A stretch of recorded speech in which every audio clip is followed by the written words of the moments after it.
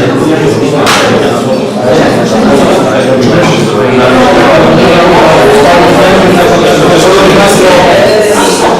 Państwo, jeżeli mogę prosić o spokój, otwieram 13. sesję Rady Gminy w Szczecinie. Witam bardzo serdecznie koleżanki i kolegów radnych, witam pana wójta, witam panią wicewójt, witam pana skarbnika. Bardzo serdecznie witam również panie i panów sołtysów. Szanowni Państwo, stwierdzam, że na stan 15 radnych w tej chwili obecnych na sali jest 12, wobec powyższego Rada jest gotowa do podejmowania uchwał i pozwólcie, że przedstawię dzisiejszy porządek obrad. Punkt pierwszy otwarcie, punkt drugi sprawdzenie obecności, punkt trzeci przedstawienie porządku obrad, punkt czwarty przyjęcie protokołu z 12 sesji Rady Gminy w Szczecinie, punkt piąty informacja starosty Koszewskiego na temat realizacji zadań powiatu w ostatnich 5 latach. Punkt szósty podjęcie uchwał w sprawie. Dzisiaj mamy uchwały dotyczące zmiany uchwały budżetowej gminy Czermin na 2025 rok. Druga uchwała dotyczy zmiany wieloletniej prognozy finansowej gminy na lata 2025-2039. Kolejna uchwała dotyczy planu sieci publicznych przedszkoli prowadzonych przez gminę Czermin. Następna uchwała dotyczy zamiaru połączenia samorządowych instytucji kultury, Ośrodka Kultury w Czerminie 60304 Czermin, Czermin 49A i Ośrodka Kultury w Żegocinie 60304 Czermin, Żegocin 45. Kolejna uchwała dotyczy przystąpienia do sporządzenia miejscowego planu zagospodarowania przestrzennego dla części obrębów ewidencyjnych Skrzypnia, Czermin, Broniszewice, gmina Czermin. Kolejna uchwała dotyczy przystąpienia do sporządzenia miejscowego planu zagospodarowania przestrzennego dla części obrębów ewidencyjnych Mamoty, Skrzypnia, gminy Czermin. I ostatnia uchwała to jest uchwała dotycząca przystąpienia do sporządzenia miejscowego planu zagospodarowania przestrzennego dla części obrębów ewidencyjnych Łęk, Żegocin, Żwiki, Broniszewice, gmina Czermin. Punkt 7. Sprawozdanie Przewodniczącego Rady z działalności za 2024 rok. Punkt 8.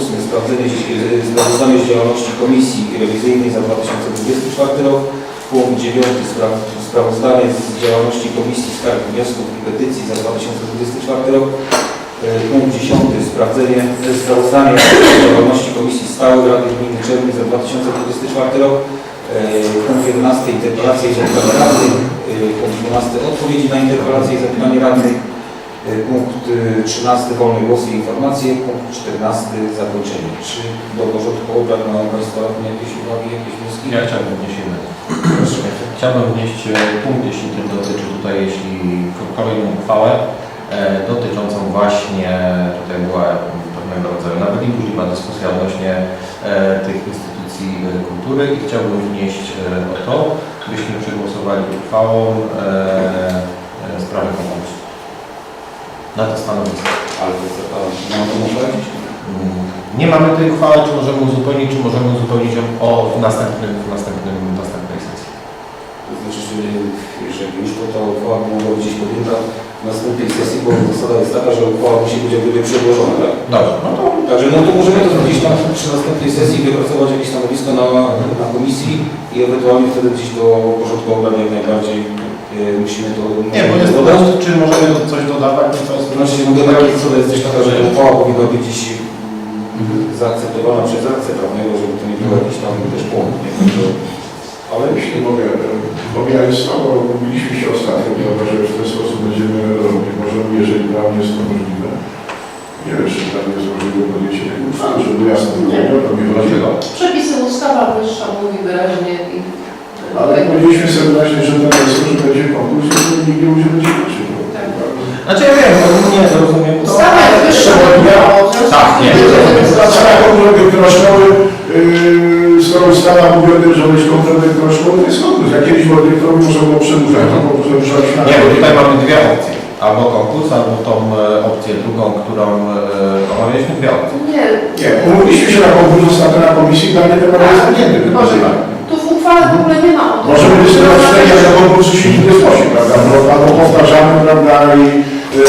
I albo do skutku, albo zaczynamy negocjacje. Tak, ale na pewno pierwsza, na pewno trzeba spróbować tą drogę. Oczywiście, jest tutaj... Ale jeśli można, jeśli chodzi o konkurs nie idzie uchwałą, tylko jest zarządzeniem wójta ogłaszane i wówczas jest... No tak, to jeszcze mieliśmy na coś umówiliśmy, prawda?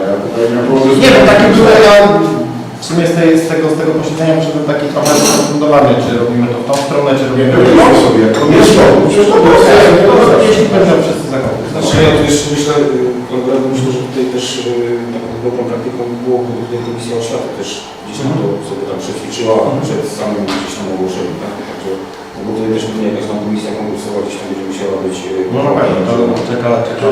Ja wszystkie te rzeczy, że tak praca będzie trwała. Po podjęciu dzisiejszej uchwały przystąpimy, prawda, do pracy na szczęście. Dzisiaj nam otwiera drogę do zmian. Dobrze, Szanowni Radni, do porządku obrad mam jeszcze jakieś uwagi? Nie widzę. Wobec powyższego proponuję przegłosować przedstawiony porządek obrad. Kto z Państwa radnych jest za przyjęciem przedstawionego porządku obrad, proszę o głosowanie. Kto jest przeciw? Kto się wstrzymał? I Szanowni Państwo, stwierdzam, że przedstawiony porządek obrad został przyjęty. Kolejny punkt to jest przyjęcie protokołu z 12 sesji Rady Gminy w Czerwinie. I tutaj proponuję, tak jak to zostało zwyczajowo przyjęte, abyśmy przyjęli protokół z 12 sesji Rady Gminy w Czerwinie bez odczytywania. Protokół po podpisaniu będzie dostępny w biurze Rady. I przystępujemy do głosowania. Kto z Państwa radnych jest za przyjęciem protokołu z 12 sesji? Proszę o głosowanie. Kto jest przeciw? Kto się wstrzymał? Dziękuję. I protokół z 12 sesji Rady Gminy w Czerwinie został przyjęty. Szanowni Państwo, kolejny punkt to jest informacja starosty Kleszewskiego na temat realizacji zadań powiatu kleszewskiego w ciągu ostatnich 5 lat.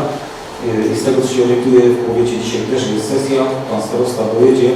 Także myślę, jak tutaj do nas dojedzie, to wtedy po prostu poprosimy go o przedstawienie tejże informacji.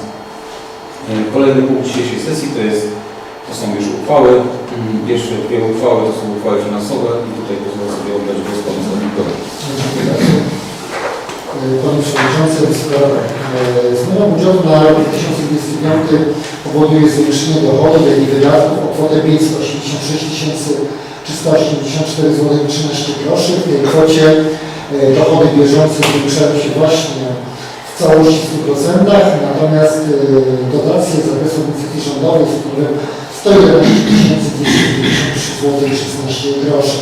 Dochody budżetu po zmianie wynoszą 35 724 833 zł 21 groszy, a zmiana ta wynika z następujących faktów. Po pierwsze, wprowadzono do budżetu środki z zwiększonych wpływów z podatku od środków transportowych wynikających ze zwiększenia liczby pojazdów zarejestrowanych na terenie gminy Czermin. Następnie wprowadzono darowiznę, którą gmina otrzymała w kwocie 150 000. Wprowadzono również środki pochodzące na podwyżki dla nauczycieli w kwocie 98 782 zł, a także środki na funkcjonowanie środowiskowego domu samopomocy w Czerminie w kwocie 11 293 zł 16 groszy, na zadania w zakresie przeciwdziałania przemocy domowej kwotę 6 000, na funkcjonowanie ośrodków pomocy społecznej kwotę 97 224,36 groszy, a na do żywienia 23 084 zł 61 groszy. Reasumując, dochody zwiększyły się o wspomnianą kwotę 586 384 zł.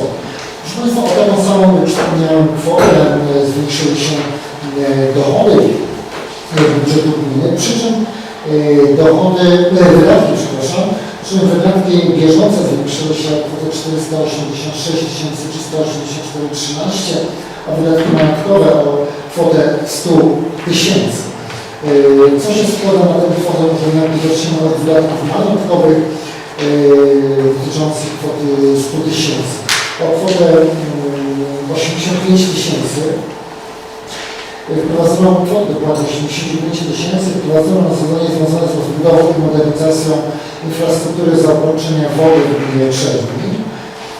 Tutaj na to zadanie gmina złożyła również wniosek w ramach KPO, jeżeli otrzymamy dofinansowanie, to będzie finansowane ze środków pochodzących z tego źródła, o którym wspomniałem wcześniej. A także, proszę Państwa, mamy zadanie wprowadzono dotację w kwocie 15 000 na zakup motopompy dla OSP Szczydzew, eksploatacja celowa dla jednostki Ochotniczej Straży Pożarnej w Szczydzewie. Ponadto, proszę Państwa, wśród zmian budżetu gminy wprowadzono również zadanie w dziale 801,95 związane z remontem, oczyszczalni w zespole szkół publicznych w Dolnych Szybicach. Pozostałe zmiany wynikają z przyznanych środków i no tyle w tym zakresie. Natomiast jeżeli chodzi o wieloletnią prognozę finansową, to ona również wynika tylko i wyłącznie ze zmiany budżetu. Dobrze, dziękuję bardzo. Szanowni radni, otwieram dyskusję. Czy mamy jakieś pytania tutaj? Nie widzę. Zamykam dyskusję i przechodzimy do głosowania nad uchwałą dotyczącą zmiany uchwały budżetowej gminy Czernin na 2025 rok. Kto z Państwa radnych jest za przyjęciem tej uchwały? Proszę o głosowanie. Kto jest przeciw? Kto się wstrzymał? I Szanowni Państwo, stwierdzam, że zmiana uchwały budżetowej z gminy Czernin na 2025 rok została przyjęta. Kolejna uchwała dotyczy zmiany wieloletniej prognozy finansowej gminy na lata 2025-2039. Czy tutaj mamy jakieś zapytania? Nie widzę. Zamykam dyskusję i przechodzimy do głosowania nad uchwałą. Kto z Państwa radnych jest za przyjęciem tej uchwały? Proszę o głosowanie. Kto jest przeciw? Kto się wstrzymał? I Szanowni Państwo, stwierdzam, że powyższa uchwała została również przyjęta. Kolejny punkt dotyczy planu sieci publicznych przedszkoli prowadzonych przez gminę Czernin. I tutaj oddaję głos Pani Wiceminister. Szanowni Radni, w miesiącu styczniu podejmowaliście uchwałę o zamiarze likwidacji przedszkola w Grabiu. W lutym podjęliście uchwałę o likwidacji i w związku z tym kolejna uchwała, która dzisiaj jest przedstawiana w sprawie planu sieci publicznych przedszkoli prowadzonych przez gminę Czernin. Obowiązkiem organu prowadzącego przedszkola jest również przesłanie takiego projektu do wielkopolskiego kuratora oświaty. W związku z powyższym Pan Wójt przygotował taką uchwałę, przesłał do kuratora, kuratorium wyraziło opinię pozytywną i dopiero po opinii pozytywnej można taką uchwałę w tej postaci podjąć. Tutaj nie wniesiono żadnych uwag, w związku z powyższym, by placówki funkcjonowały od 1 września. Jeśli chodzi o przedszkola w takim zakresie, musimy wprowadzać nowe zmiany. To tyle. Dobrze, dziękuję bardzo. Szanowni radni, otwieram dyskusję. Mamy tutaj jakieś pytania? Znaczy teraz tylko jedną rzecz chciałbym odnośnie tych sieci szkół.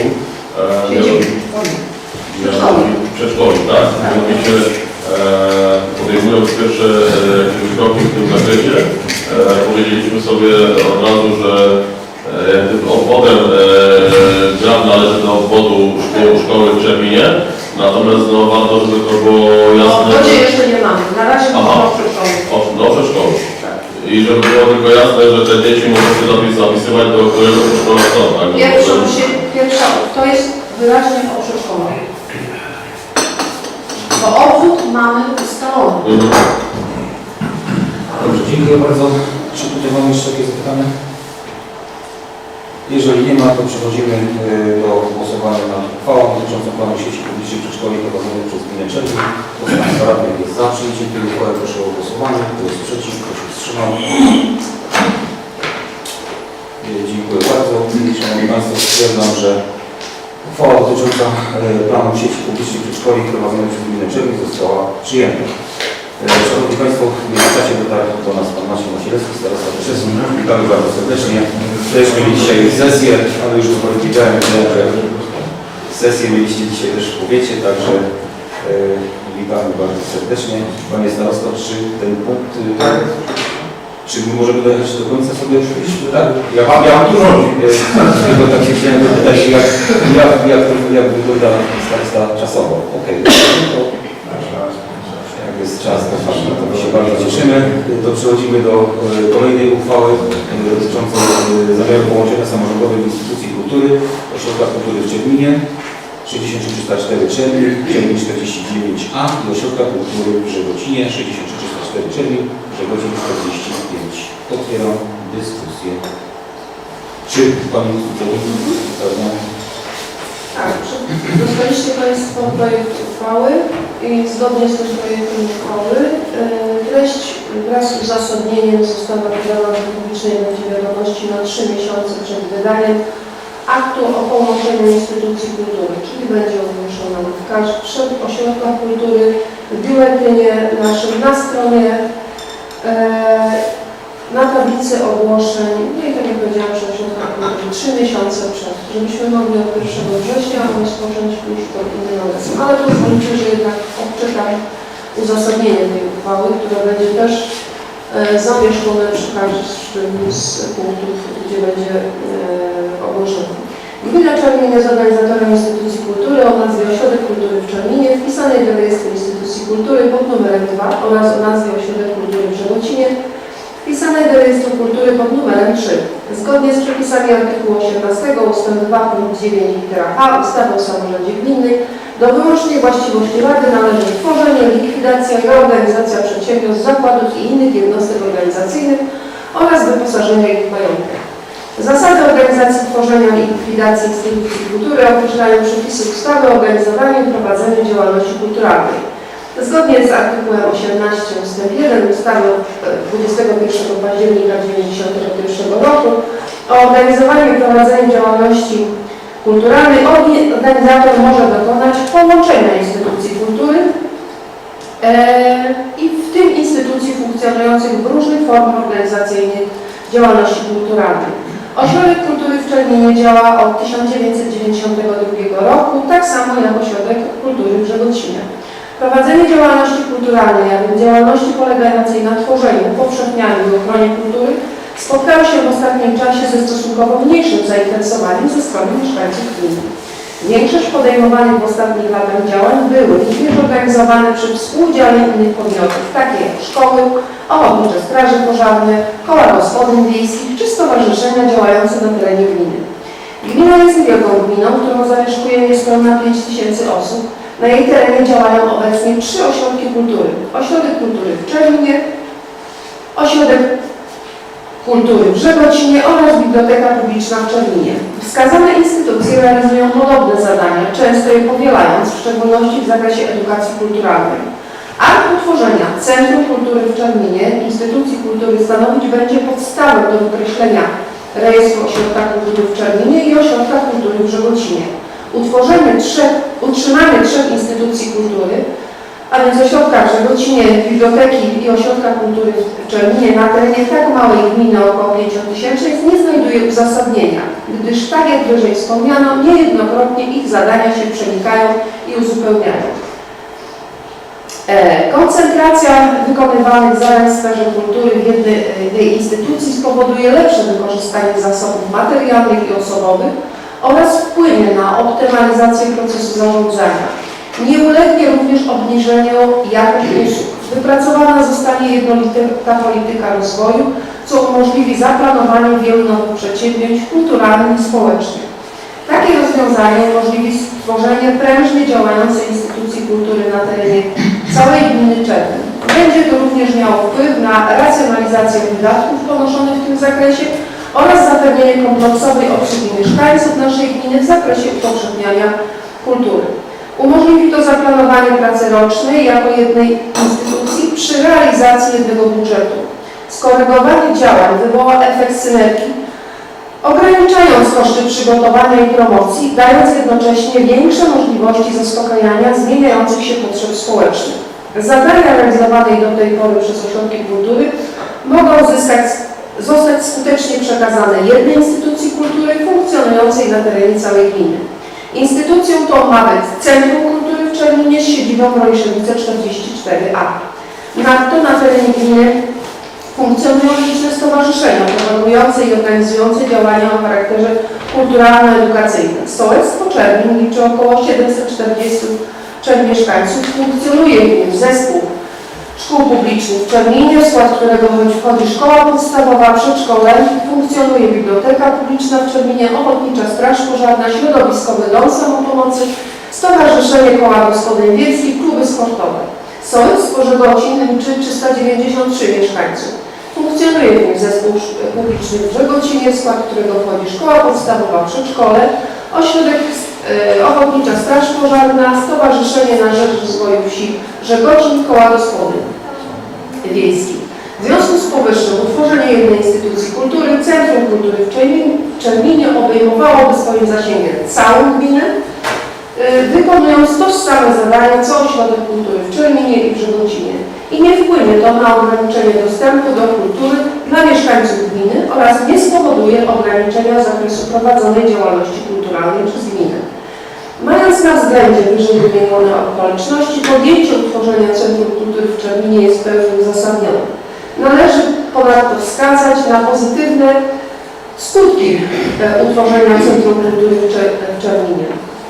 Pracownicy, jeśli chodzi o pracowników zatrudnionych obecnie na umowę o pracę w Ośrodku Kultury w Czerminie oraz w Żegocinie, osiągnęli możliwość skorzystania z ustawy o świadczeniach pieniężnych i ubezpieczeń emerytalnych i rentowych. Uzasadnienie powyższe zawiera wszelkie argumenty przemawiające za tym, iż organizator gmina Czermin dokonała wymaganego wartościowania oraz szczegółowo i wnikliwie poddała motywy zaplanowanego działania. Czynności obejmowałyby również uregulowanie spraw pracowniczych, zamknięcie ksiąg rachunkowych, zaktualizowanie akt i dokumentów oraz przekazanie ich do archiwum Urzędu Gminy w Czerminie, uregulowanie wymagalnych wierzytelności, sporządzenie protokołów stanu majątku, zgłoszenie o wykreślenie instytucji do właściwych rejestrów instytucji. Zamiar utworzenia Centrum Kultury jest przy tym wynikiem dążenia do efektywniejszego wykonywania zadań gminy Czermin. Dużo. Między innymi uproszczenie struktur zarządzania oraz sprawniejszą organizację pracy, mając na względzie potrzeby i oczekiwania mieszkańców gminy Czermin. I dalej może jeszcze powiem, że obie jednostki kultury prowadzą zajęcia, tak jak mówiłam, o podobnym działaniu, cyklicznie organizują zajęcia podczas ferii zimowych i wakacji. Połączenie nie spowoduje uszczerbku w wykonywaniu dotychczasowych zadań poprzez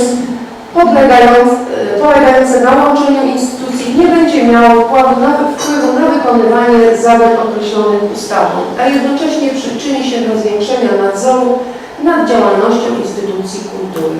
Mając na uwadze cel łączenia instytucji kultury, wymagania finansowe i organizacyjne połączenia, a także ocenę wpływu połączenia na wykonywanie dotychczasowych zadań, uchwała o zamiarze połączenia instytucji kultury jest w pełni uzasadniona merytorycznie i ekonomicznie, uwzględniając powyższe, podjęcie uchwały jest zasadne. Czy Państwo mają coś do wniesienia jeszcze do dyskusji? Jeszcze raz bym, Pani Wójt, przepraszam, bo jest słuchałem się w początek tego uzasadnienia. Czy byłaby Pani taka skala jeszcze raz przeczytać do pewnego momentu? Ja nie ma. Gmina Czermin jest organizatorem instytucji kultury o nazwie Ośrodek Kultury w Czerminie wpisanej do rejestru instytucji kultury pod numerem 2 oraz o nazwie Ośrodek Kultury w Żegocinie wpisanej do rejestru kultury pod numerem 3. Zgodnie z przepisami artykułu 18 ust. 2 punkt 9 litera H o samorządzie gminnym do wyłącznej właściwości Rady Gminy należy tworzenie, likwidacja, reorganizacja przedsiębiorstw, zakładów i innych jednostek organizacyjnych oraz wyposażenie ich w majątek. Zasady organizacji, tworzenia i likwidacji instytucji kultury określają przepisy ustawy o organizowaniu i prowadzeniu działalności kulturalnej. Zgodnie z artykułem 18 ust. 2 z dnia 25 października 1991 roku o organizowaniu i prowadzeniu działalności kulturalnej organizator może dokonać połączenia instytucji kultury, w tym instytucji funkcjonujących w różnych formach organizacyjnych działalności kulturalnej.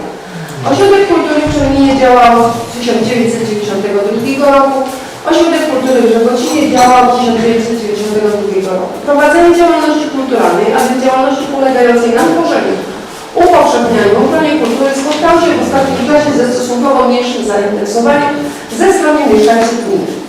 Większość podejmowanych w ostatnich latach działań były również organizowane przy współudziale podmiotów takich jak szkoła, ochotnicza straż pożarna, koła gospodyń czy stowarzyszenia działające na terenie gminy. Dziękuję bardzo.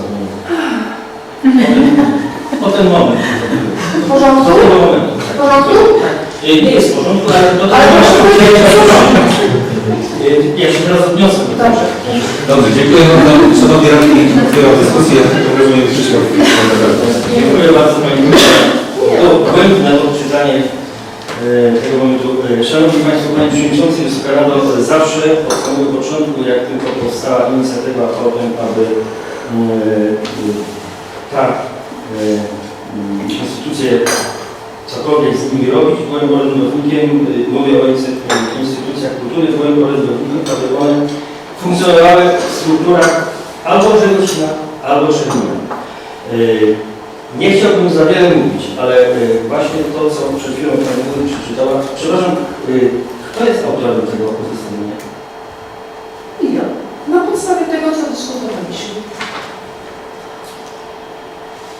Nie wiem, chciałbym patrzeć w oczy wszystkim radnym od razu i powiedzieć, czy w tym stopniu, jaki Pani Wójt odczytała w tej chwili, dostępność ośrodków kultury na rzecz działania Czermina i Żegosina ustąpiły miejsca, inaczej inne organizacje przejęły obowiązek działalności ośrodków kultury? Powielają się.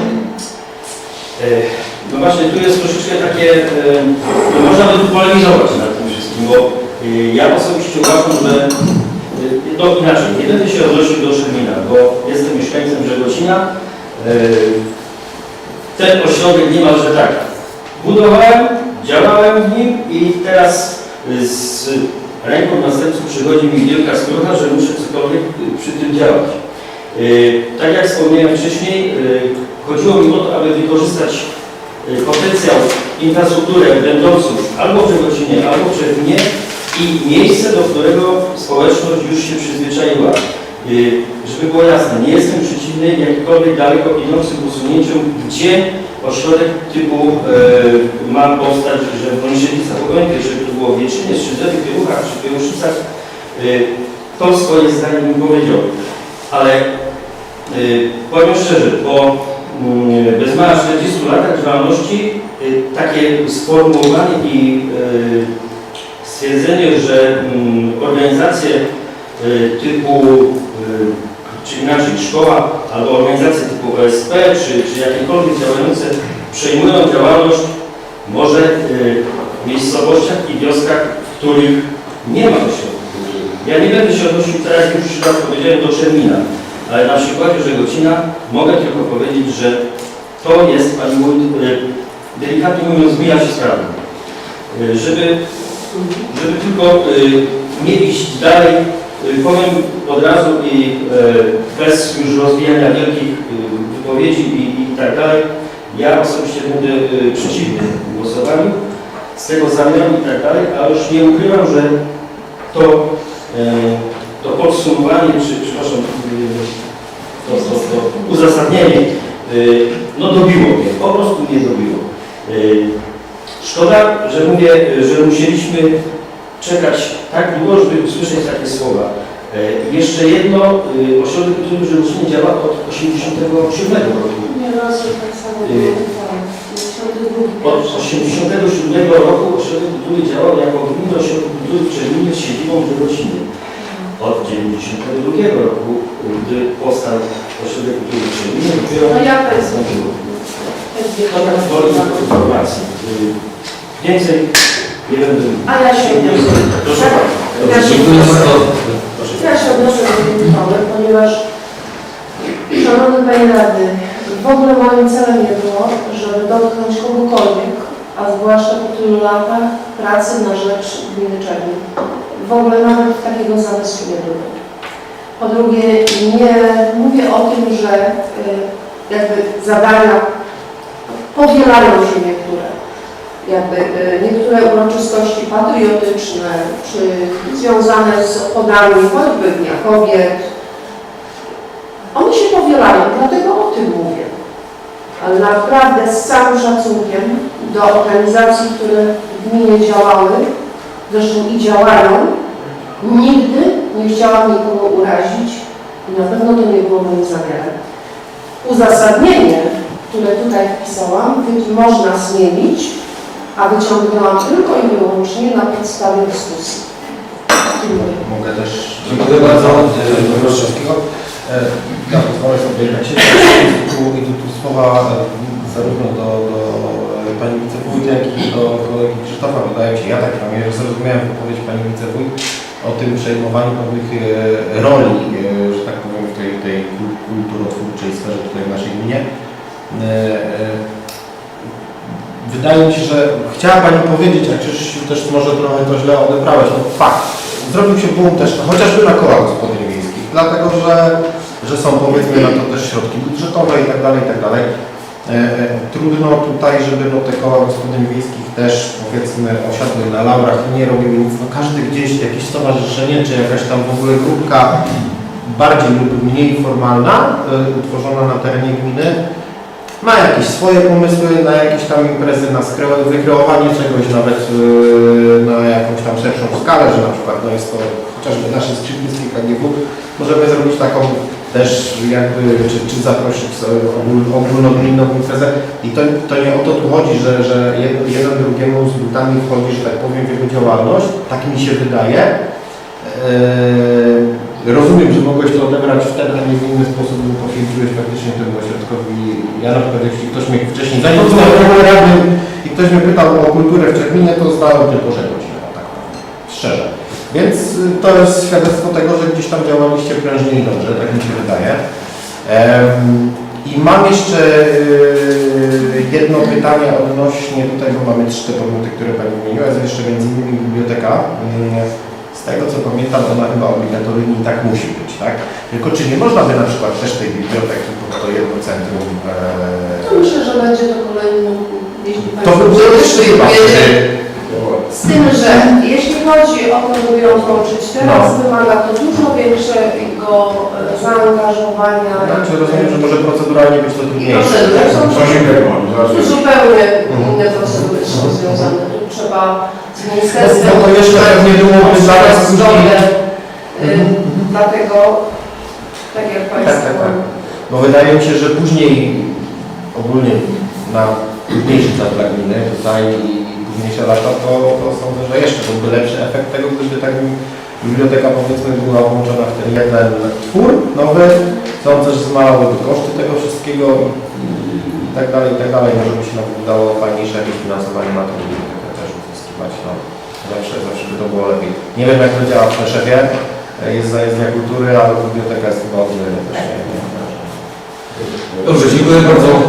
Proszę, trzy zdania. Myślę, że nie o to chodzi o uzasadnienie, jeżeli Krzysztof tak to czytałeś, to ja powiem w ten sposób, że błędny, bo nie takie były cele. Celem jest jedna rzecz, chcemy, żeby sami byliśmy sobie, mimo że też były głosy pojedyncze, żeby zostawić, były napisane, prawda, żeby zostawić w tym stanie, co jest. Ja nadal uważam, że jedna i druga pani, szacunek i podziękowanie za ich pracę, one dzisiaj są także menadżerami. To nie jest to, co było 20 lat temu, 15 lat temu, gdzie te panie prowadziły same osobiście zajęcia. Więc dzisiaj one i tak już pełnią funkcję, jak to się ładnie nazywa, menadżera, prawda? I o takiego kogoś nam będzie w przyszłości chodziło, kto będzie zarządzał i będzie miał możliwości dysponowania środkami, jakimi to będzie zależało wszystko od nas, czego będziemy oczekiwali, z pełną świadomością, prawda? Trochę tak jak było do tej pory, aczkolwiek zawsze było ciężko, prawda? I dobrze o tym wiemy, i to nie jest żadna tajemnica. Także to w ten sposób. Więc ja uważam, że okej, a nadal, proszę powiedzieliśmy sobie, moim marzeniem jest, by te stałe zajęcia, które są prowadzone, one są inne niż były 15 lat temu. To już to, co było, to już, jak to ładnie mówi, wcześniej się nie wraci. I szkoda z jednej strony się nie wróci, prawda, ale niestety dzisiaj po prostu poszli inaczej do przodu, kiedy, może powtórzę, ale to powiem, kiedy w Rzepecinie był boom, piękny, ładny, na folklor, mówię o dzieciakach, które występowały, to dzisiaj z przykrością stwierdzę, że tego już nie ma i co wyraźnie widać, prawda, są małe dzieci, które pytanie do którego roku będą chciały brać udział, do 10, do 12, do 15 lat, a potem podziękują prawdopodobnie. I tak się może stać i nic z tego nie zmienimy, prawda. Świat się po prostu częściowo zmienia, więc na pewno nie było celem to. W kwestii odnośniowego się na to powiedzieć, to też rozważamy. To nie jest tak, tylko musimy sobie odpowiedzieć na pytanie długofalowe. Jedno z takich długofalowych zadań, które niestety gmina to jest taki, jakby to powiedzieć, twór, który jest powiązany ze wszystkimi elementami. Na rynku powstaje coś takiego jak spółdzielnie energetyczne. Żeby spółdzielnie energetyczne powstały, to muszą być co najmniej 3 podmioty, prawda, które mają swoje niezależne KRS-y, to będzie jako tak. My na dzień dzisiejszy mamy jeszcze 3 albo 4, bo mamy gminę, bo komunalne, a nie szkoły, nieprawdopodobne, tak bezpośrednio jako gminę, zgadza się, więc są z nami związani. Biblioteka jest niezależnym tworem i 2 ośrodki kultury są niezależnym tworem dzisiaj. Żeby spółdzielnie założyć, a więc korzystać z energii wyprodukowanej, bo dzisiaj mamy 3 instalacje, z których nie jestem zadowolony z funkcjonowania. Mówię o sprzedaży energii, prawda, o tym chciałbym, żeby konsumować więcej tego, to być może nie będziemy mieli tego wyjścia i taką spółdzielnię po prostu założyć. Jeżeli zostaną zmienione 2 biblioteki na 1 instytucję kultury, no tak, biblioteki, przepraszam, na 1, tak będzie, to mi zostanie, przepraszam, że mi zostanie biblioteka, centrum i gmina. I nie mamy zakładu gospodarki komunalnej jako spółki, nie mamy innej spółki, prawda, w związku z tym może mieć zamkniętą drogę. Więc szanuję to, co mówisz i rozumiem, ale pokazuję, że na rynku pojawia się całkiem coś innego, z czego też się nie cieszę, że nasz ukochany rząd, ten czy tamten, czy państwo wymyśliło spółdzielnie energetyczne, a nie można tego zrobić normalnie. I musi być prezes, rada nadzorcza, ale spółdzielcza, nie normalnej spółki. I tak niektóre gminy mają, że symbolicznie pracownikom, prawda, gdzieś tam płacą za 2200, prawda, gdzieś tam to wystarcza, tylko pokazuje, że tworzenie dzisiaj pewnego elementu może spowodować, że za pół roku czasu, a warunki wykorzystania o tym za jakiś czas, na jakiejś tam komisji byśmy budżetu przedstawić, kiedy będę mądrzejszy w tym temacie, czy da radę, czy nie da radę. Chodzi o to, żeby nie dać dziecka z kąpielą i zamknąć sobie drogi do właśnie do tego, żeby finansował, bo za 2 lata będziemy mieli prawdopodobnie kolejną instalację przy zakładzie gospodarki komunalnej na Nowym Szczęściu, bo po 2 latach zadanie zakończone i tam też jest zaplanowana instalacja około 40 kW. Razem będziemy mieli 160 kW, prawda, na gminę Czerwin. Potem możemy dogadywać się tak, dobrze, dogaduje się, prawda, z firmą, z wiatrakami, ze wszystkim korzystać, ale co najmniej 3 muszą być nasze. A nie mamy spółki, gmina, dobrze, to na przykład spółkę komunalną, to ma ten jeden problem, my nie jest. Dlatego pokazuje, że dobre by to było, bo jedna ciągłość, wszystko jest tym się zgodne. To, co powiedziałeś, że dobry pomysł, to pokazuje tą przyszłość, że zanim podejmę decyzję, w sensie propozycji do państwa, bo o tym mówię, nie, że podejmę decyzję, tylko zaproponuję, to żeby nie było, że na nigdzie nie ma, czasami nie wiem też. Więc tylko dlatego, jakby wyjaśniłem, że biblioteka, tak, bo skopijnie na ten temat rozmawialiśmy, bo dokładnie takie coś tworzy, prawda, i robi jedno wielkie, może nie wielkie, ale nie procenty.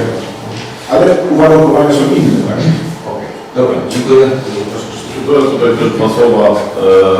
Myślę, że dyskusja wcześniejsza na temat tej reorganizacji była dość i rzeczowa, i burzliwa, i każdy gdzieś tam miał możliwość swoje, że tak powiem, na ten temat powiedzieć.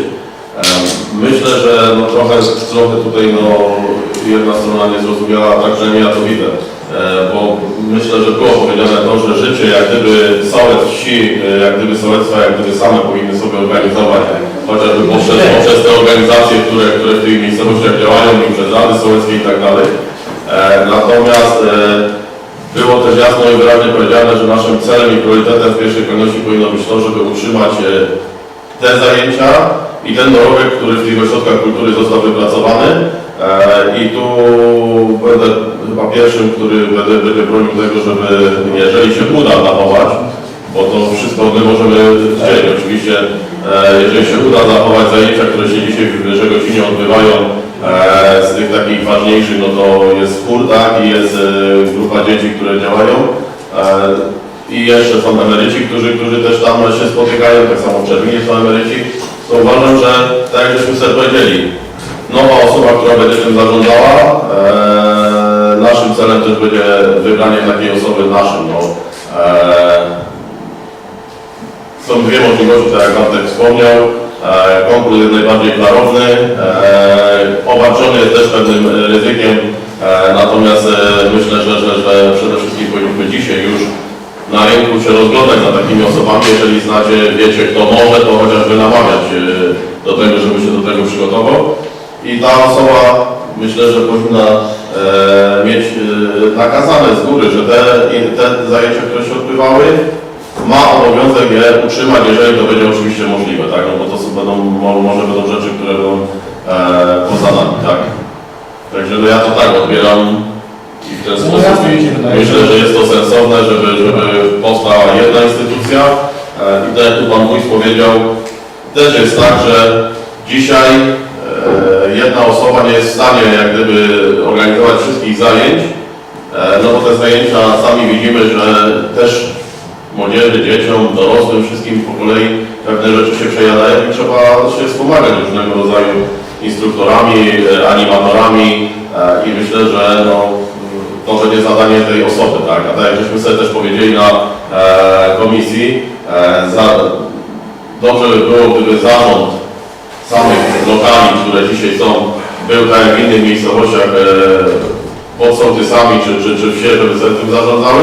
Natomiast też było jasno i wyraźnie powiedziane wtedy na komisji, że menedżer, czy kierownik, czy dyrektor ośrodka Centrum Kultury, który będzie, on ma jak gdyby mieć dostęp w porozumieniu z sołtysami do wszystkich tych lokali i tam ma się odbywać w ramach potrzeby, gdy będzie potrzebował mniejszą salę, będzie mógł skorzystać z mniejszej, będzie potrzebował większą, będzie mógł skorzystać z większej.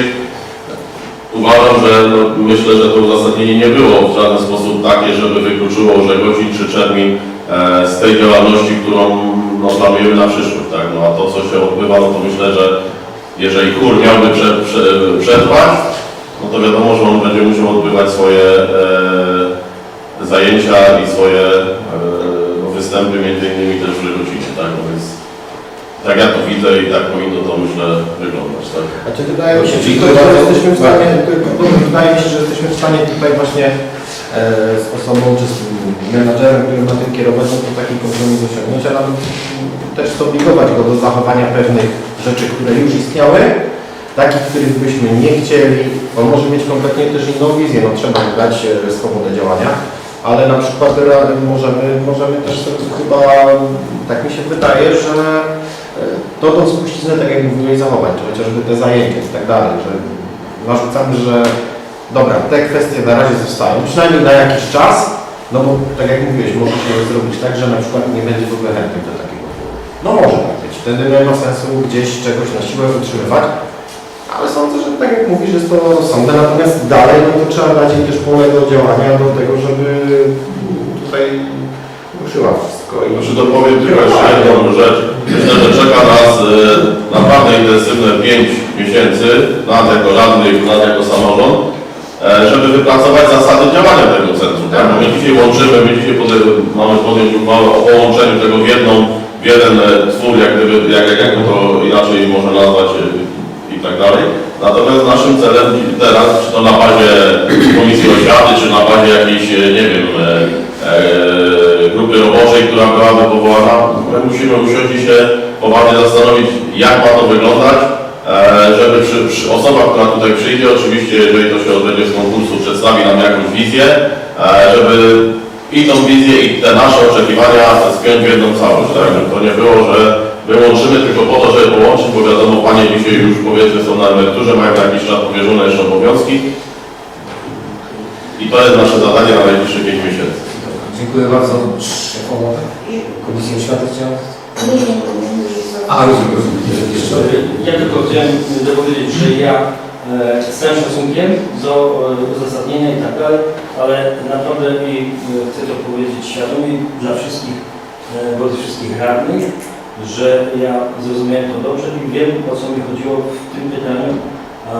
Jak Państwo to odnosicie, to z każdego z nas subiektywna ocena, także ja to tak odniosłem i uważam, że poniekąd jest to mylna opinia i uzasadnienie. Także dziękuję.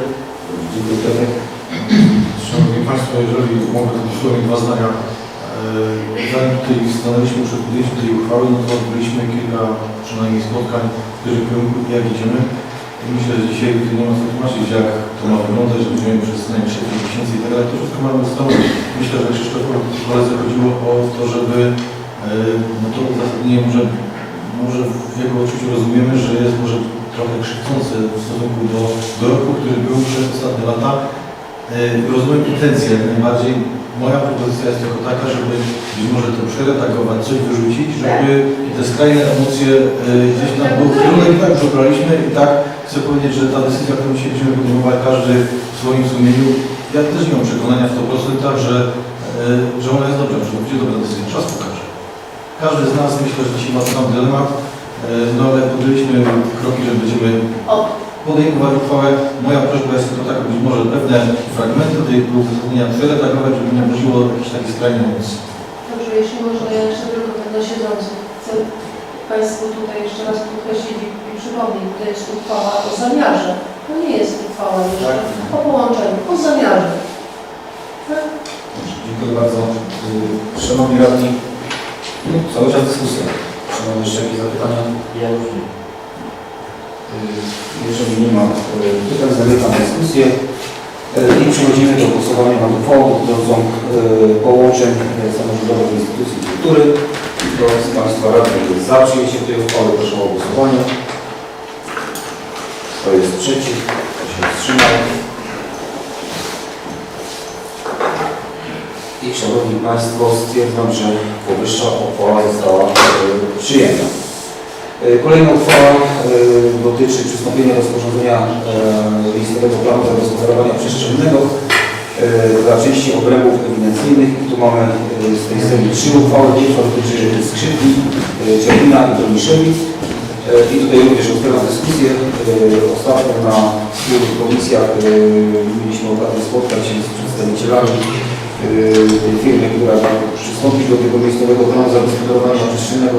Otrzymaliśmy wszyscy, myślę, że wszyscy z Państwa otrzymali te mapy na maila, takie bardziej tam są gdzieś wyraźne, aniżeli te, które gdzieś w tym formie papierowej otrzymaliśmy. Niemniej jednak otwieram dyskusję, czy tutaj mamy jakieś zapytania jeszcze do wątpliwości. Znaczy to jeden temat tylko, bo generalnie dzisiaj będziemy podejmować uchwałę o tym, że ten plan zagospodarowania przestrzennego i te odległości, które zostały nam wskazane, one się dzisiaj opierają na odległości do 800 metrów, 700 metrów, które dzisiaj funkcjonują. Jedną rzecz, bo generalnie mówi się coraz bardziej o tym, że te odległości zostaną zmienione na 500 metrów. I teraz pytanie, panie wójcie, czy my jesteśmy w stanie się zabezpieczyć w ten sposób, że jeżeli my dzisiaj uchwalimy plan, który będzie obejmował jakiś teren i dzisiaj na przykład strzelam, punkt centralny jest w tym miejscu i do końca tego terenu jest do 700 metrów, o którym mówimy.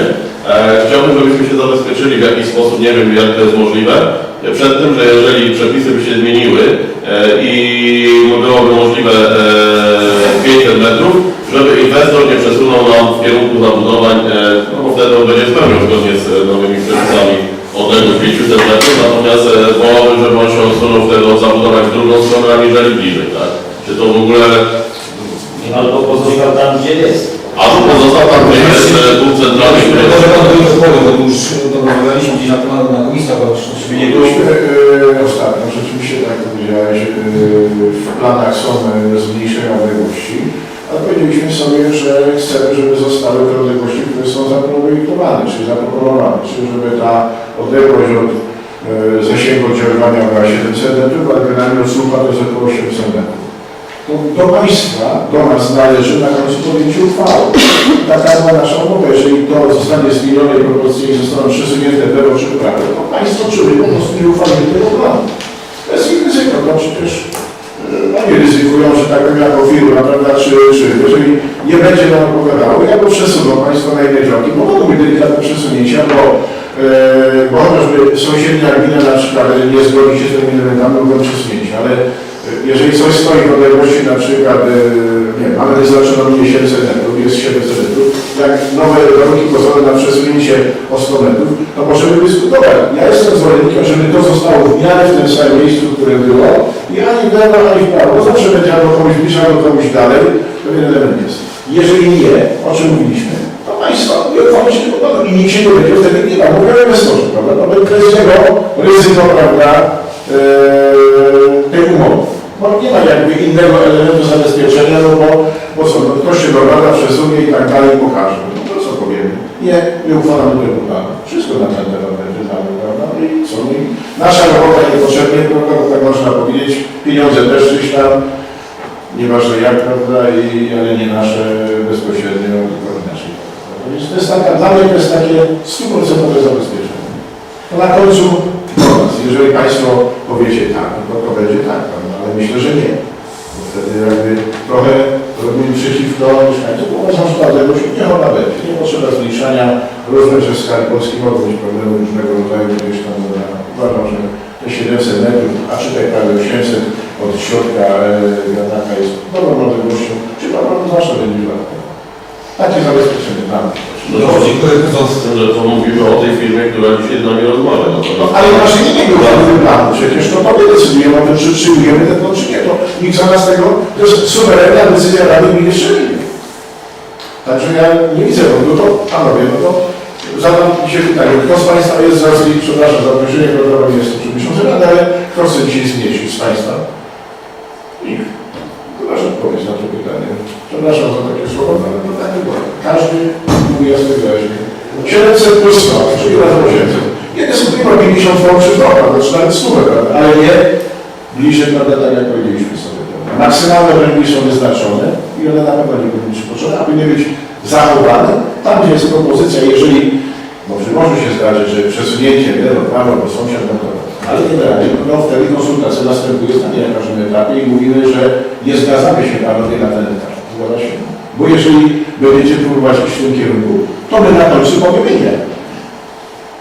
Myślę, że jest taki trochę as do rękawie z naszej strony. Chyba, że się nie, ale mam nadzieję, że jeżeli trzeba, możemy w każdym etapie zapytać się kolejnej jeszcze osoby. Tak sobie mówiliśmy. Dobrze, dziękuję bardzo. Proszę jeszcze o pytania. No tak, części tutaj, że tak powiem, z radnych nie było na tym spotkaniu, ale tu chciałbym też potwierdzić to, co Pan Wulit mówił. Taka miejska umowa gdzieś na było, że te 700 metrów zostanie. Natomiast faktycznie, gdy przyjdzie ta końcowa wersja uchwalenia tego planu, to od nas będzie zależało. Jeżeli będziemy mieć jakieś uwagi do tego, to postawimy, że się z tym nie zgadzamy. No i wtedy tutaj ci inwestorzy w jakiś sposób będą musieli zainterweniować, albo odsuną ten etap, albo całkowicie taka była na wspólnej komisji. Także takie gdzieś tam zapewnienie jest. Niemniej jednak to jest jak gdyby pierwszy krok, gdzie my przystępujemy do sporządzenia tego miejscowego planu zagospodarowania przestrzennego. Także to jest ten pierwszy krok. Natomiast ja cały czas to postrzegam, że tutaj gdzieś naszą rolą jako radnych jest informowanie mieszkańców, żeby mieszkańcy po prostu wiedzieli, że coś takiego się dzieje i na jakim terenie to się dzieje. To jest taka tutaj gdzieś nasza rola tutaj tak samo urzędu, żeby ta informacja dotarła do jak najszerszej rzeszy tam naszych mieszkańców. Czy tutaj mamy jeszcze jakieś zapytania? Jeżeli nie ma, to zamykam dyskusję i przechodzimy do głosowania na uchwałę przystąpienia do sporządzenia miejscowego planu zagospodarowania przestrzennego dla części obrębów ewidencyjnych Skrzypnia, Czernik, Brodyszynice, Gmina Czernik. Kto z Państwa radnych jest za przyjęciem tej uchwały? Proszę o głosowanie. Kto jest przeciw? Kto się wstrzymał?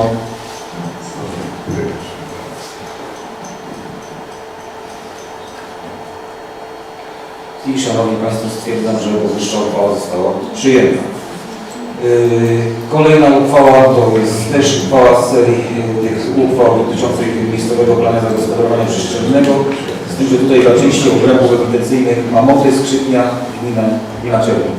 Czy tutaj jakieś zapytania do tej uchwały? Znaczy ja mam zapytanie tutaj właśnie, jeśli chodzi o Mamoty i Skrzypnie. Teraz jeszcze tak patrzę na tę mapkę, to tutaj ten zasięg żółtej linii wiatraków, które miałyby powstać w Mamotach, to jest 782 metry, o ile to dobrze widzę. Natomiast mamy jeszcze linię różową, która wyznacza odległość, ten promień oddziaływania 582 metry. I teraz ta linia żółta, ona niemalże dotyka już istniejących budynków nowo budowanych. I to jest wzdłuż tej drogi drukowanej na koszty. I nie jest powiedziane, że tam jeszcze nie będą wzdłuż tej drogi powstawały działki budowlane, a one już właziłyby w zasięg tego metra. I tam właściciele, nie wiem Agnieszka co o tym myślisz, ale tutaj tak patrzę, że niespecjalnie na przykład jeśli no będę przeciw tej uchwale, bo nie, to jest zdecydowanie za blisko skrzypni i za blisko i będzie bardzo kolidowało z, że tak powiem, z rozbudowaniem tej miejscowości ewentualna przyszłość. Będziemy mieli blokadę.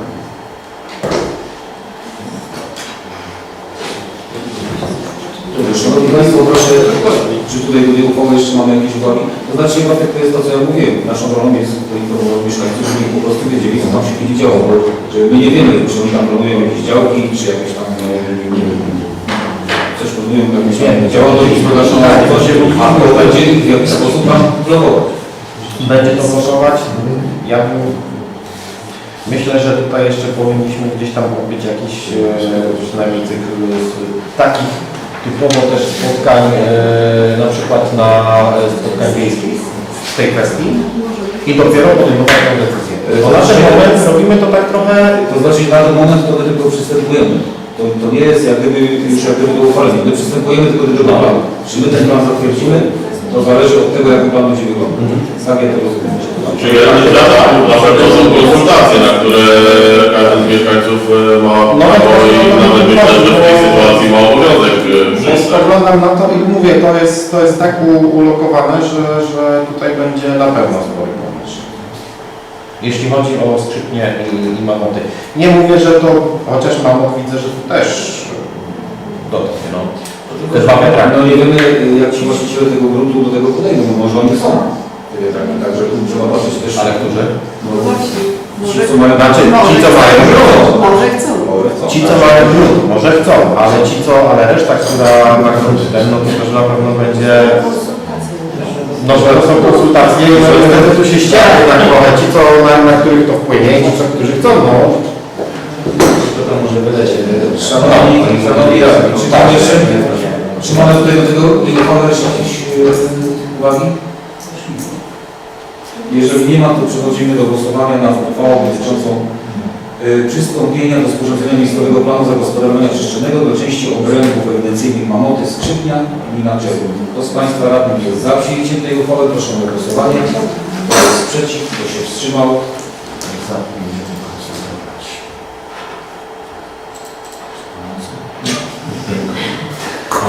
Nam się kampania programu. Już głosujemy?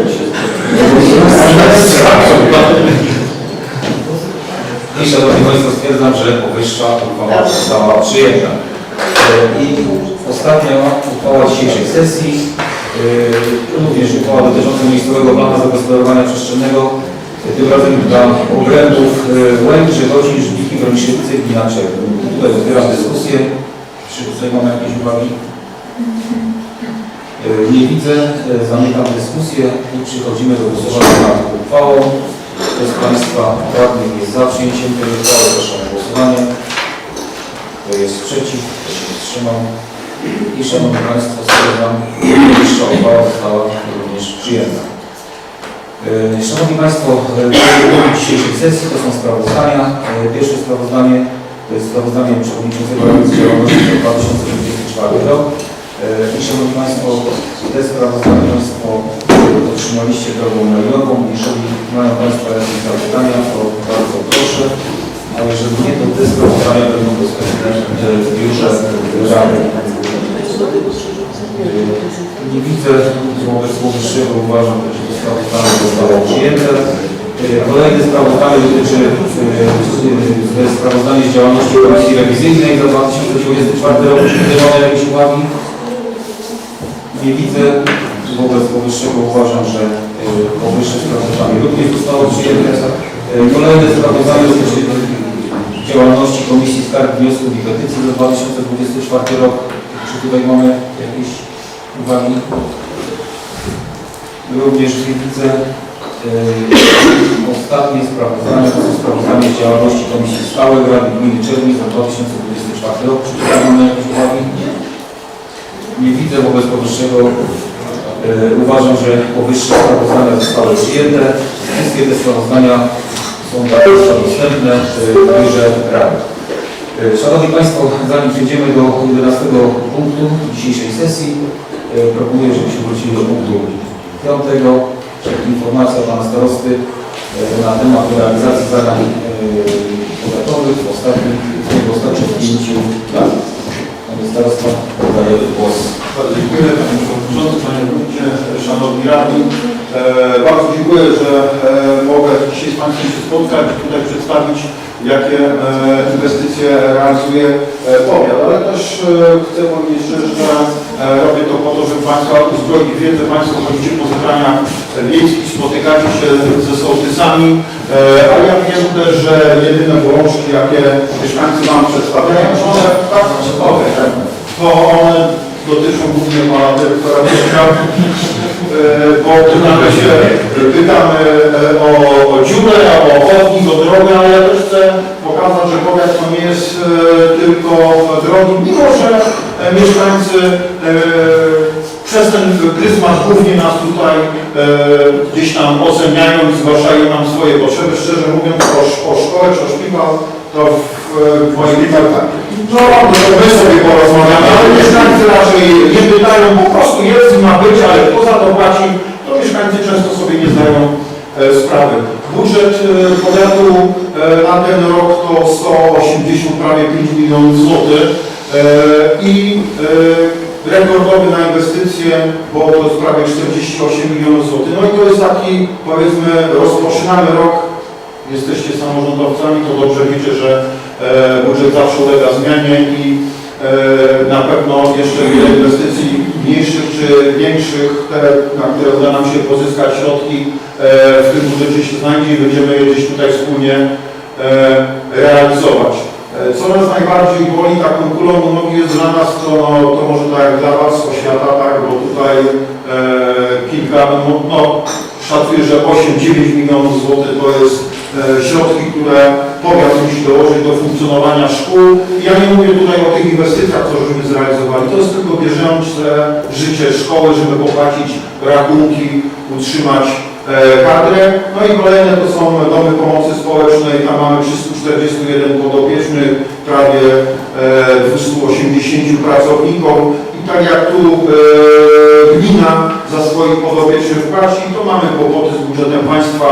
Budżet państwa płaci nam praktycznie ani nie połowę kosztów utrzymania jednego podopiecznego, a tych, za których powinien nam płacić budżet państwa, mamy prawie 60. A dla nas to jest też kolejne 3 miliony złotych, które moglibyśmy zainwestować w co innego, no ale też nie mogę powiedzieć, że tego, za którego płacą państwo, a tego, za którego państwo, czyli jako gmina, czy budżet państwa będę traktował inaczej, no bo to mieszkają w jednym domu i wszystkim muszę zapewnić takie same warunki. Sieć dróg powiatowych, od tego może zacznę. Państwo dobrze znają. W Czerminie tych dróg może nie ma najwięcej, ale jest ich też prawie 60 km. Wiele nam udało się wspólnie zrobić. Zawsze na pomoc państwa mogę liczyć. Zasady mamy ustalone od wielu lat i za to bardzo dziękuję, że gdy jesteśmy w stanie coś tutaj u Was zrobić, to zawsze z Waszej strony ten odzew jest i zawsze dofinansowanie dla tych, do tych dróg, chodników jest. Gmina Pleszek ma trochę więcej, bo tu mówimy o drogach, a też jeszcze są ulice, które są powiatowe, a są w mieście. Takie inwestycje, które ostatnio realizowaliśmy, to jest 70. pułku piechoty w Pleszewie. To jest ta droga Pleszew-Kowalew, od ronda do Kowalewa. Mówimy bez ronda, tak? To są takie środki 5 milionów złotych. Kolejna to jest budowa ronda i 700 metrów w stronę Krajówki, 7 milionów złotych. Takie środki możemy bez problemu wydać w mieście, a to i tak nie są takie inwestycje, bo mogłyby pochłonąć jeszcze więcej środków, no ale wiadomo, trzeba mierzyć siły na zamiary, także tam, gdzie możemy realizować, to realizujemy. Także mamy prawie 400 km dróg, więc jeżeli byśmy wydali nawet, nie wiem, średnio po 4 miliony złotych, 3 miliony, to my bez problemu wydajemy 1,2 miliarda, a to jest 12-10-letni budżet powiatu. No nie ma takiej możliwości, tym bardziej, że mamy do realizacji szereg innych inwestycji. Krzywossądów Kuchary 9 milionów złotych, w Suchorzewie jakiś krótki odcinek, to była tylko prosta nakładka, Polskie Olędry 3 miliony 600, jeżeli dobrze pamiętam, 2 miliony 200, w gminie Dobrzyca Leszek Zielona Łąka, kolejna inwestycja, też będą tutaj inwestycje, które są realizowane wspólnie z gminą Czermin. Tu jest akurat dwie inwestycje, udało nam się zrealizować z Lasami Państwowymi. Tutaj mieliśmy dofinansowanie prawie po 80%, to jest Karmin Tarszanów i Zawidowice Rochutów. Szykowaliśmy jeszcze drogę Zawidowice w ustaleniu oczywiście z Lasami Grodzisko, no ale tej inwestycji nie udało nam się zrealizować. W ramach funduszu PGR-owskiego Polski Ład zrealizowaliśmy 7 takich odcinków, które naprawdę już wymagały remontu. Tutaj też jest u Państwa Czernin-Strzycew, to jest kolejny etap, kilometrowa nakładka, bo pierwsza była z funduszu dróg samorządowych. Czernin-Broniszewice, no Zawidowice Rochutów to już było. Chosz Broniszewice, częściowo też ta droga Was dotyczy i na terenie gminy, co prawda niewielki kawałek, ale też był realizowany. Droga została poszerzona do 6 metrów. Na tym odcinku po prostu te 4,5 km przebudowywaliśmy. Ona nie spełniała po prostu już standardu drogi powiatowej. Nasza droga powinna mieć 6 metrów, tam tych 6 metrów nie było. Broniszewice Czermin, kolejny, to jest też zrealizowane chyba w ubiegłym roku, jeżeli dobrze pamiętam.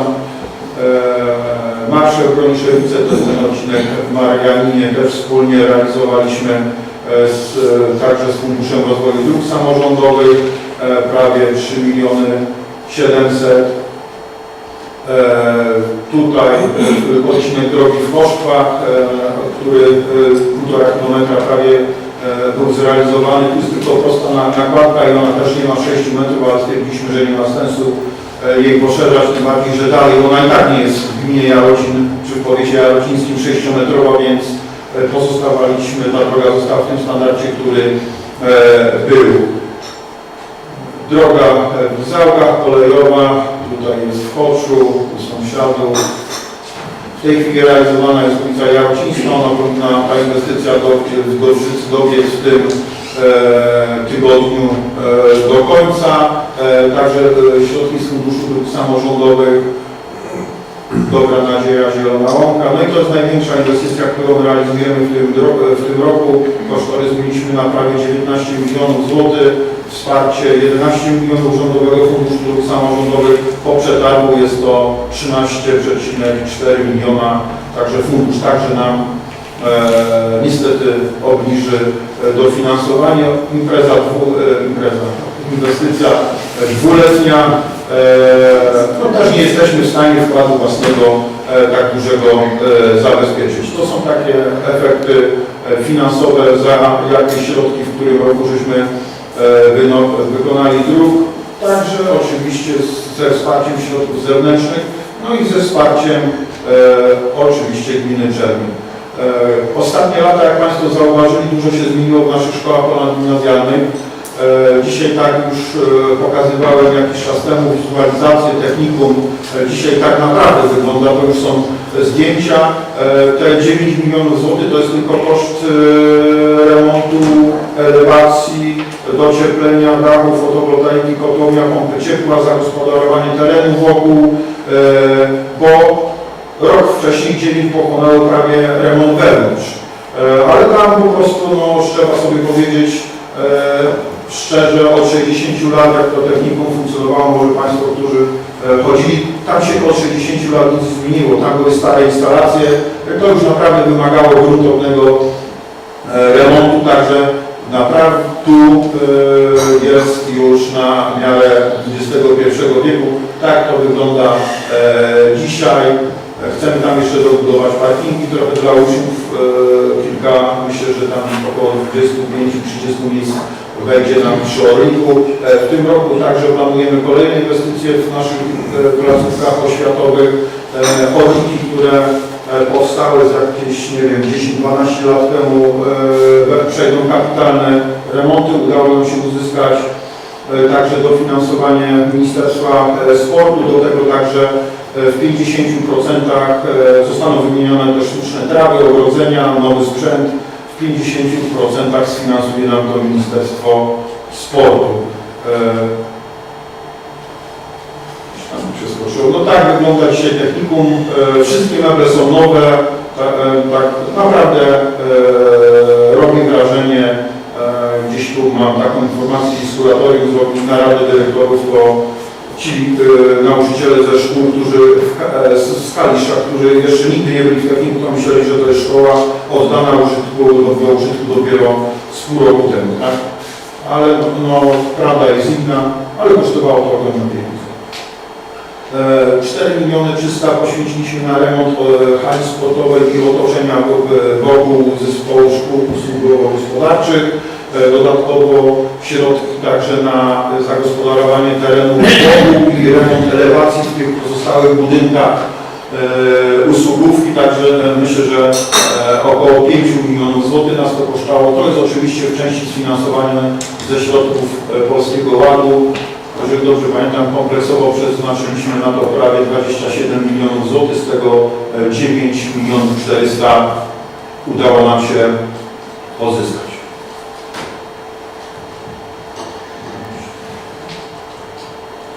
Tu są zakres robót, tak to wygląda dzisiaj. Hala sportowa. Tu jest jeszcze wizualizacja CKZ-u, ale dzisiaj Centrum Kształcenia Zawodowego przy Wojska Polskiego naprawdę dzisiaj już tak wygląda. Stare budynki zostały poburzone, dobudowane nowe.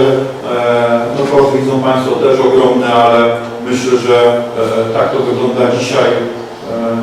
To nie są pieniądze jakieś tam wyrzucone, warto inwestować w naszą młodzież. Także nam zależy, żeby ta młodzież wychodziła do naszych szkół, żeby zapewnić im jak najlepsze warunki. Tak to wygląda dziś. No i z tego też jestem może najbardziej dumny, tak? Szkoła specjalna, o budowie szkoły specjalnej mówiło się od, nie wiem, 2000, ja zaczynałem pracę w 99 w powiecie, no to 2001, jeżeli dobrze pamiętam, szkoła powstała na bazie starej bursy szkolnej, która była przy technikum. Były jakieś tam próby podjęte budowy nowej, opracowane koncepcje, jak to może wyglądać w tym czy w innym miejscu. No teraz udało nam się pozyskać na realizację tego etapu 22 miliony złotych z Polskiego Ładu. Szacowany koszt 34-36 milionów złotych wraz z wyposażeniem. No i szkoła była bardzo potrzebna, zresztą uczniowie też z Państwa gminy uczęszczają do tej szkoły, a tam naprawdę warunki już trochę, delikatnie mówiąc, odstawały. Budynek adoptowany, 20-metrowe pomieszczenia, także tak to nie mogło wyglądać. Dzisiaj tak to wygląda.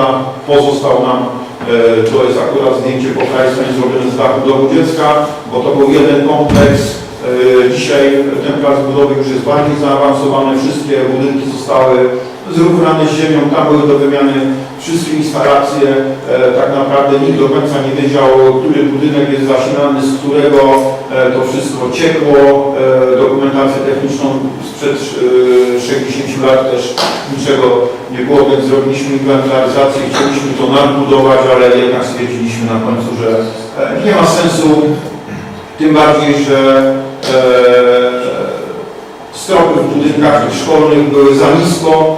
Dzisiaj byśmy musieli tak stropy podnosić do góry, więc nie było sensu, żeby zostawić 4 ściany wokół.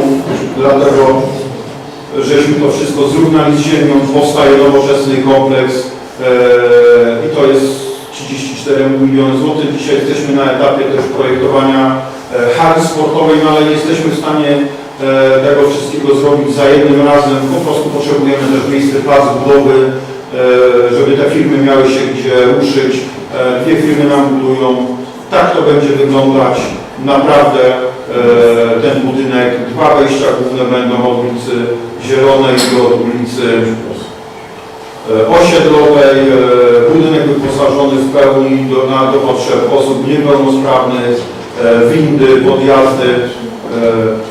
Myślę, że za 2 lata będziemy mogli wspólnie się spotkać i zobaczyć, jak ten budynek naprawdę wygląda. To będzie jeden dziedziniec wewnętrzny, w środku to jest drugi i z tyłu powstanie hala sportowa. Liceum chciałem tylko pokazać, ono zostało wyremontowane i oddane do użytku uczniów w 2015 roku. Tak to wygląda dziś. Czego nam brakuje przy liceum, ale nie ma możliwości tak, żeby zrobić jakąś tam halę sportową czy coś, chociaż gdzieś tam jakiś pomysł jest. Planowany nabór do jednostek naszych oświatowych. No i kolejne inwestycje, które mamy w placówkach opieki społecznej, do pomocy społecznej. To jest budynek przy ulicy Podgórnej. No on wygląda ładnie, bo on był też wspólnie ze środkami Urzędu Wojewódzkiego wyremontowany, ale tylko z zewnątrz, tak?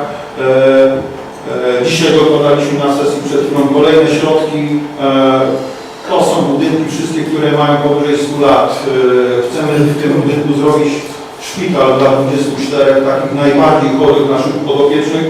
No ale dostosowanie tylko tego budynku, ja tam byłem w ubiegłym tygodniu, no to praktycznie oprócz ścian zewnętrznych to nie zostało nic. Jak się wchodzi, to widać piwnicę i dzisiaj nie ma dachu, tak? Wszystkie stropy są zdjęte. Ten budynek już był wcześniej wielokrotnie przebudowywany. Przebudowa dzisiaj wewnątrz to 6 milionów.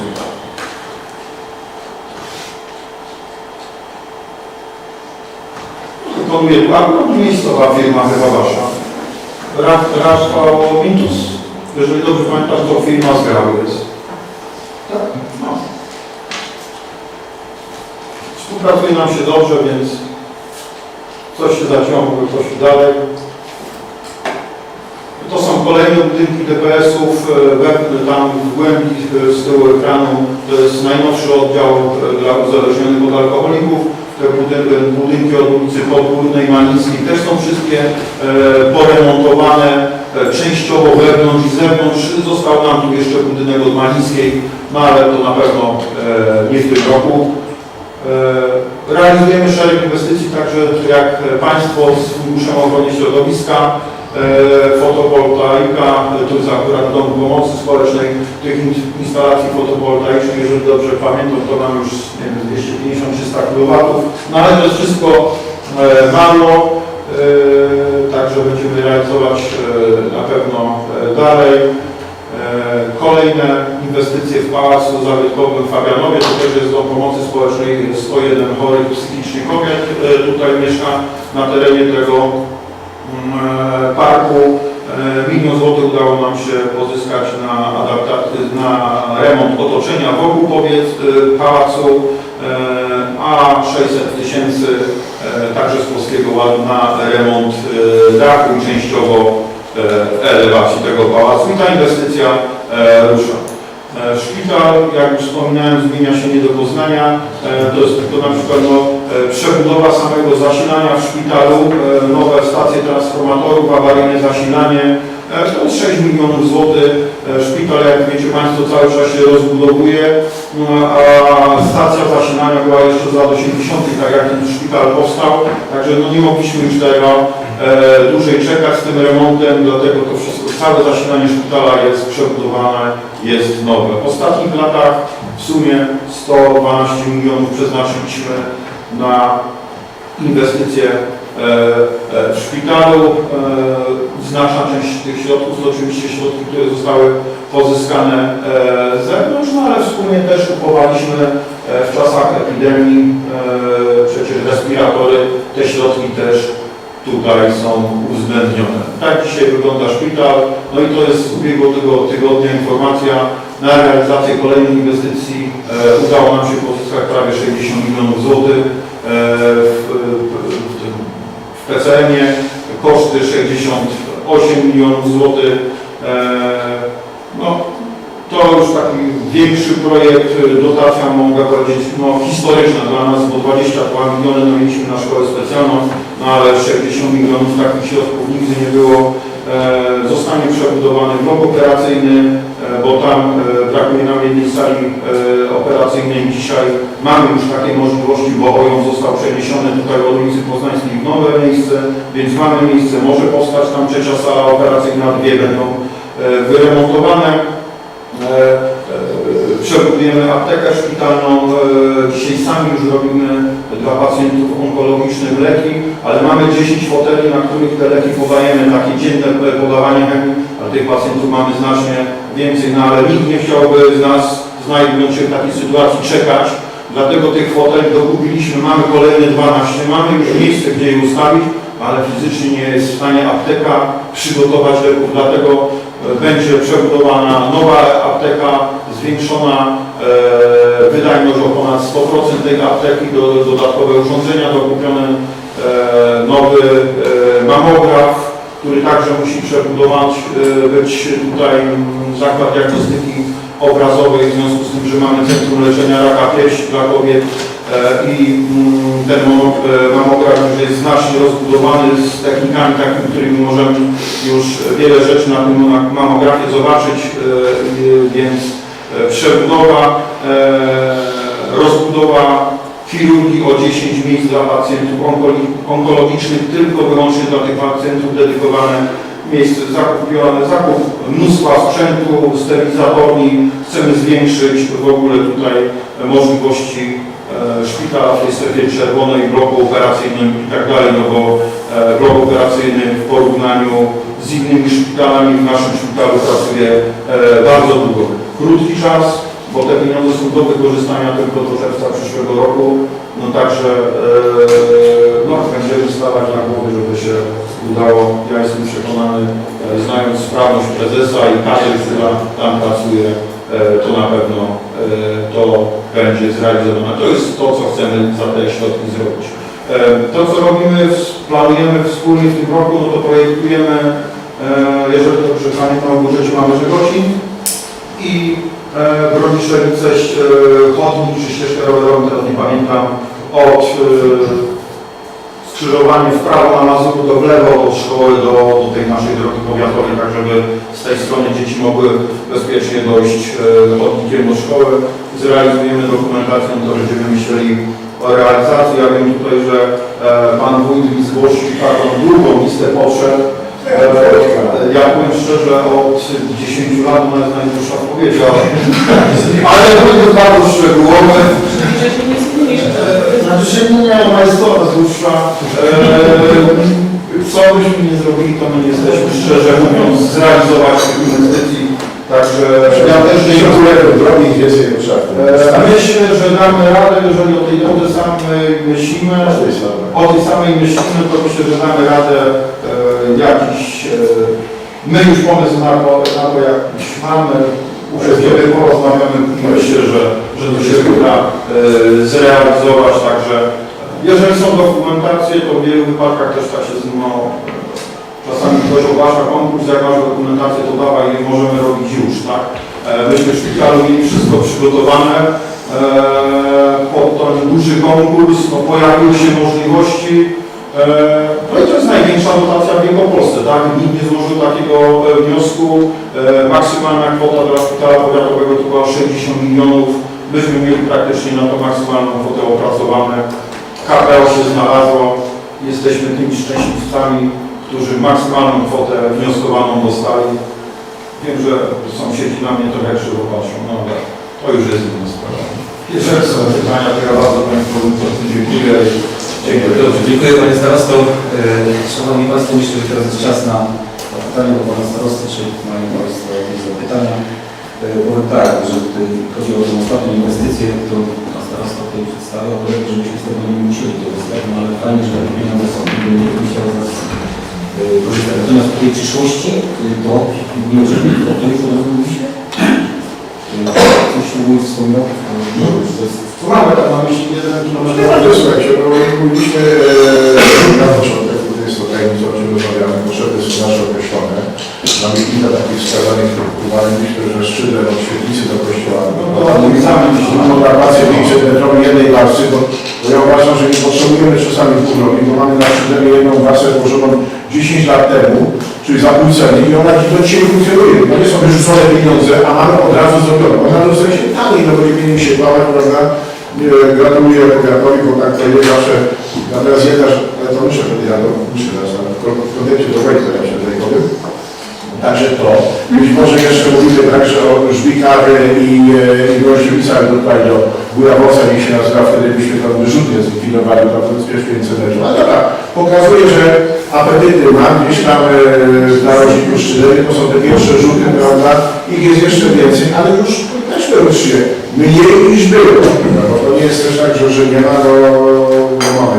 Najważniejsze te, tutaj podziękuję, bo trzeba co powiedzieć, co narzekamy, to narzekamy, normalna rzecz, ale odcinek Plesze, Choczky, może nie do końca był priorytetem dla gminy Czernin, w tym duchu mówię, ale jednak dużo mieszkańców tamtędy jeździ. I drugi element Plesze, Mariani, czy Marsze Mariani, właściwie Mojszewice, do Dębu, prawda?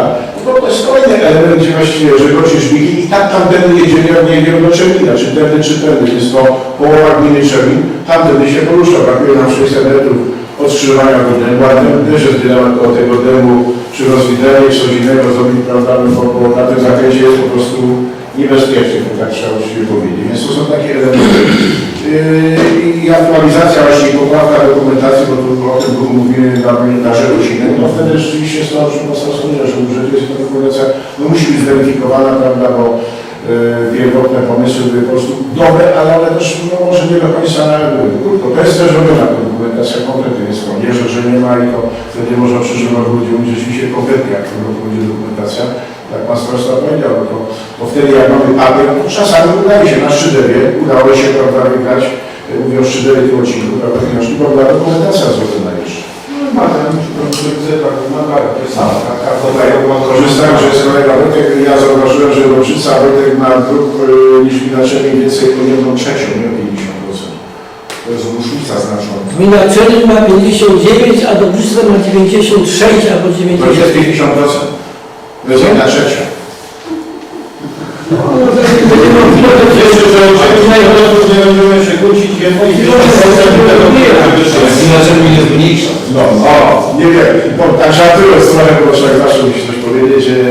Ja mogę powiedzieć, że ja dziękuję, może dokładamy do tego interesu, to jest też na interes wspólny i już nieraz mówiliśmy wiele razy, że nasze drogi gminy są ważne, ale dołożenie do dróg powiatowych rozwiązuje problem większej ilości mieszkańców, bo nasze drogi gminy już prawie wszystkie mamy porobione, bo tak trzeba prawie że powiedzieć, mówię o gminnych drogach, powiatowymi drogami, wszyscy się poruszamy, bo gmina drogą dojeżdża w większości 2-4 mieszkańców, prawda, do domu, a powiatową jeździ cała wioska albo całe wioski. Także tutaj z tego uważam, że warto, jak będzie propozycja, mimo że mamy zawsze trudną sytuację finansową, nie będzie lepiej, warto powiatowi dokładać do tej wspólnej naszej inwestycji. Jest też wniosek taki konwentu starostów, żeby jednak proporcje funduszu dróg samorządowych, które jest zielone wojewody, były trochę inne, tak? Bo dzisiaj wojewoda dzieli 50/50, że jeżeli mamy do dyspozycji, nie ma 400 milionów, ale dobra, 400 milionów, to 200 idzie na gminę, 200 na powiaty, ale czasami naprawdę to jest tak, że już, no przepraszam, ale gminy już nie wiedzą, co mają robić, tak? Że robimy jakieś tam dróżki gdzieś tam do jednego, drugiego domu, a my naprawdę mamy duże kłopoty, no bo nie jesteśmy w stanie temu wszystkiemu sprostać. Każdy wie, że jak powstawały powiaty, to byśmy już byli, tak? Ktoś kiedyś podzielił te drogi w taki sposób, że byśmy dostali likwidowane 49 województw. Wszystkie drogi były w województwie kaliskim, no i po prostu dostaliśmy wszystko w spadku, co było.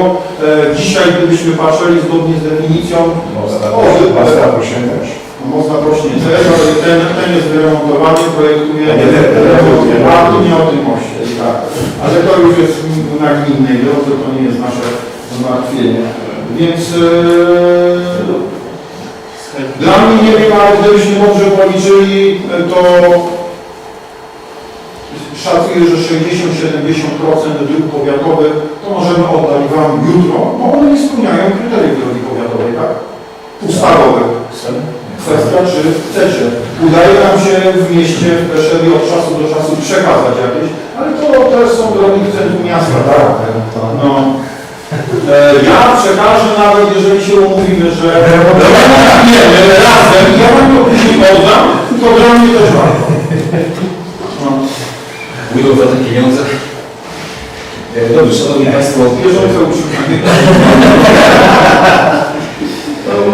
Szanowni Państwo, proszę o pytania. Panie Starosto, korzystając z Pana obecności, nie było w tych slajdach przez parę lat, kiedy robiliśmy spotki w Kwiecinie wspólnymi siłami. Myślę, że ja jako mieszkaniec tej miejscowości podziękuję, że nam się to udało zrobić. Wiem, że jesteśmy na etapie, że będziemy za chwilę sadzili tam drzewka. Mam nadzieję, że dzisiaj się udało brakujące parę tysięcy dołożyć, jeżeli nie, no to będziemy musieli myśleć. Natomiast tak w kontekście tych dróg, które są robione na terenie gminy Czermin, faktycznie no, mamy tych dróg dużo, tak? Sukcesywnie te drogi małe robione, droga powiedzmy Kleszew-Kocz, no Pan Wójt tutaj mówi nie do końca może była naszym priorytetem, ale też warto podkreślić, że ta droga obciąża tą drogę, tak? Tutaj nie mamy ruchów ciężarowych i myślę, że to warto było tą drogę też tam zrobić, chociaż pewnie mieszkańcy gminy Czermin chcieliby gdzieś w centrum gminy, żeby to było zrobione. Powiem tak, jest nam zdecydowanie łatwiej dzisiaj, pewnie dzięki decyzji Pana Starosty, że mamy Piotrka u Was tam, że tak powiem, wysoce posadzonego. Znaczy no myślę, że Panie Wójcie, że widać poprawę. Moim zdaniem widać poprawę.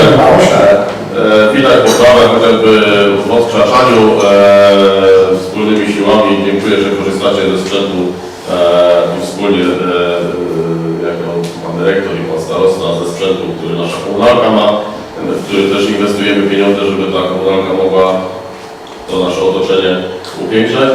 Ale ja tu o drogach pewnie wszyscy będą chcieli powiedzieć, ja chcę powiedzieć o remontach szkół, bo tak naprawdę to, co Pan Starosta tutaj pokazał, nie wiem, czy ktoś z Was był na Zielonej w środku, w tej szkole przed i po. Mój syn akurat jest w tej nieszczęśliwej sytuacji, że naukę pobierał w momencie, kiedy i pandemia była i no, na tamten moment nieszczęsne remonty, które no, spowodowały reorganizację i naukę częściowo było trochę w OHAP-ie przez jakiś czas, częściowo w CKP-ie, dzisiaj CKP też jest zupełnie inaczej zrobiony.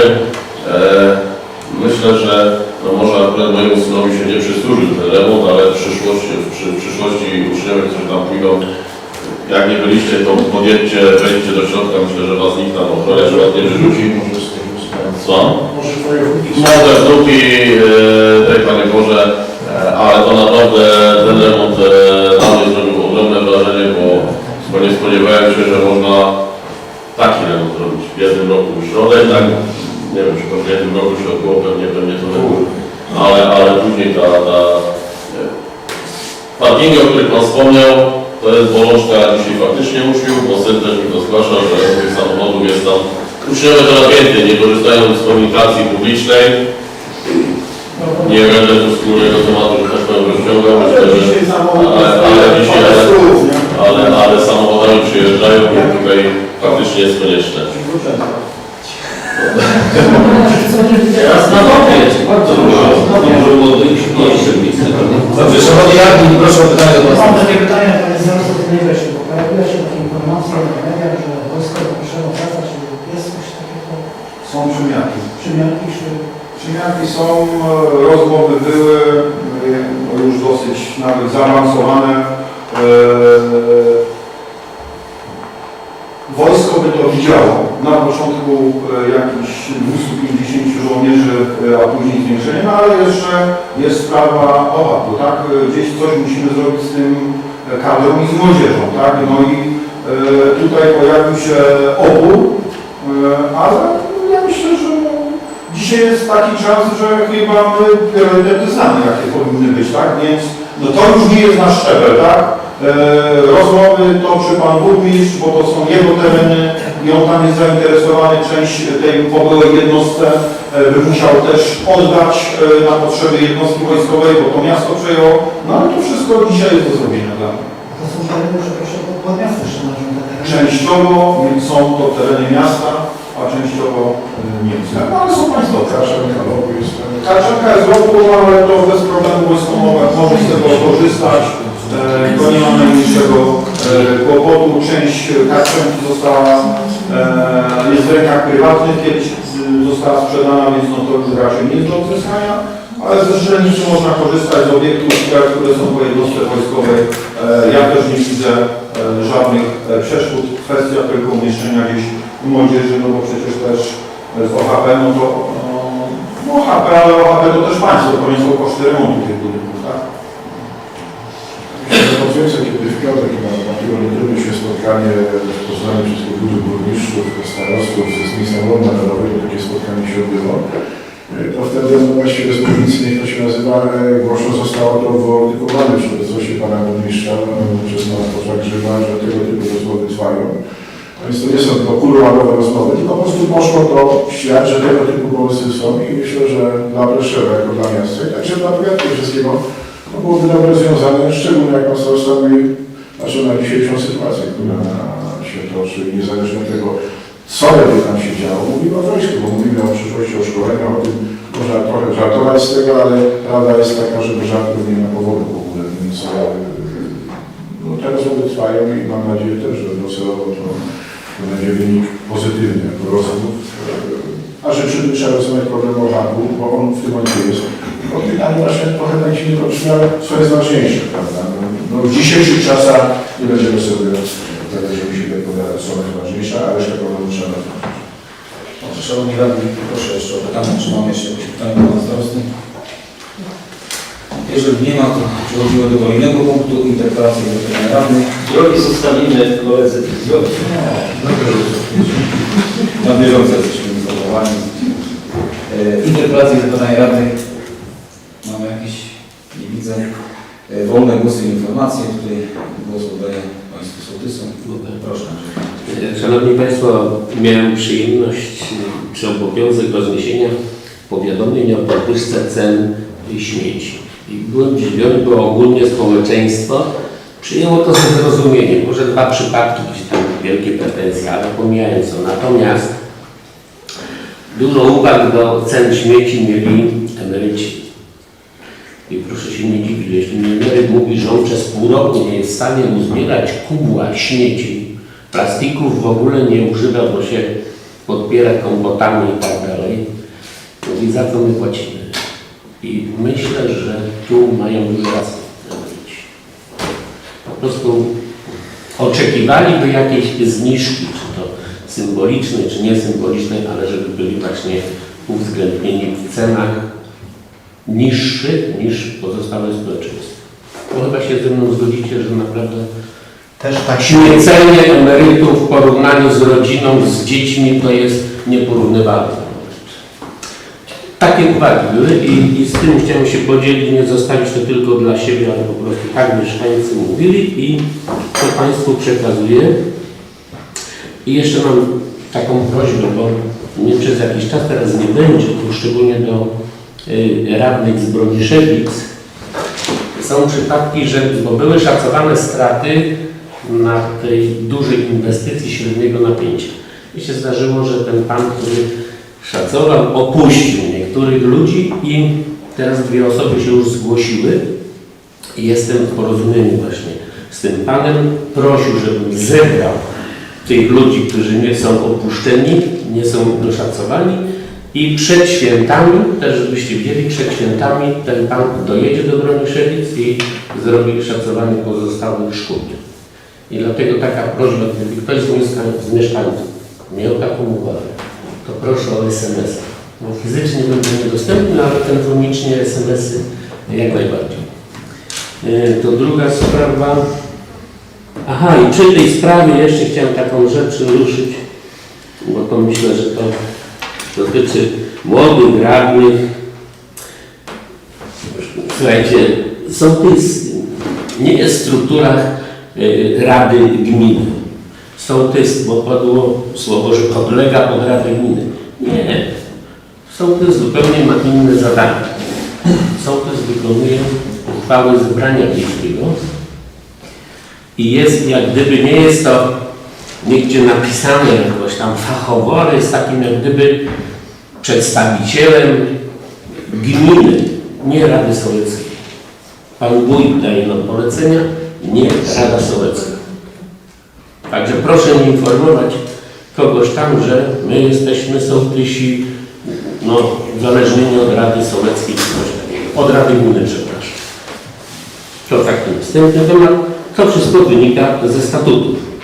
Zawsze warto sobie poczytać, dokształcić się. Ten chodnik, o którym tu była mowa, to myślę o droga Żegocin. Super. To już brawo. Jak to dojdzie do skutku, to Do Żegocina. same do Żegocina. Z powrotem. Jutro to zostanie może wrócić.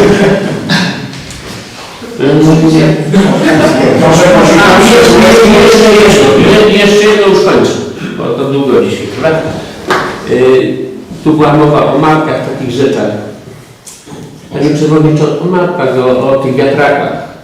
Wyślijcie też do sołtysów, żebyśmy też wiedzieli na ten temat. My nic nie wiemy. My idziemy od domu do domu, nas mieszkańcy pytają, co mamy powiedzieć. Ściema? Ściema? Nie, to nie o to chodzi. Ale no, te kilka mapek dotyczy tylko tych miejscowości, w których będą wiatraki, nie problem tu wysłać. Żebyśmy coś wiedzieli, a tak to... Znaczy myślę, że tutaj z tymi mapkami to nie będzie problemu, bo będzie jakiś problem udostępnić. My dostaliśmy te mapki bodajże w czwartek, bo w czwartek... Elektroniczne. Elektroniczne, bo I tak jest i normalne. i normalne, tylko że lepsze są te elektroniczne, bo Tak. bo na tych papierowych to... Ale żeby taka informacja do nas Ja myślę, że ten temat z tymi sołtysami, bo kiedyś to powinien sobie dostać informację chociażliwie, że udział w głosowaniu, ale te uchwały, co my głosujemy, to są też powinny dostać. Siedzimy sobie tak My co siedzimy, nas mieszkańcy pytają. Nas pytają, bo my jesteśmy wśród mieszkańców. Jeśli mogę, to tak, nie wiem, czy kiedyś tam było, bo nie do końca pamiętam, czy było. Natomiast uchwały to są projekty i czasami widzicie, jak na przykład teraz, to one też są zmieniane. W związku z tym, ja rozumiem, bo nikt nie mówi, że sołtys nie jest ważny, bo jest jeden z ważniejszych, jakby nawet czasami bardzo ważną osobą, zawsze bardzo ważną osobą, czasami ważniejszą niż my, bo ma ten bezpośredni kontakt z mieszkańcami, dobrze o tym wiemy, prawda, że to on przyjmuje na siebie te pierwsze, nazwijmy to, plusy i minusy, nie to się tak nazywa, prawda, pochwała też żeśmy o czym nie powie, a na minusy, jak go dostanie, to powie, prawda, bo to tak jest. Ale nie o to chodzi.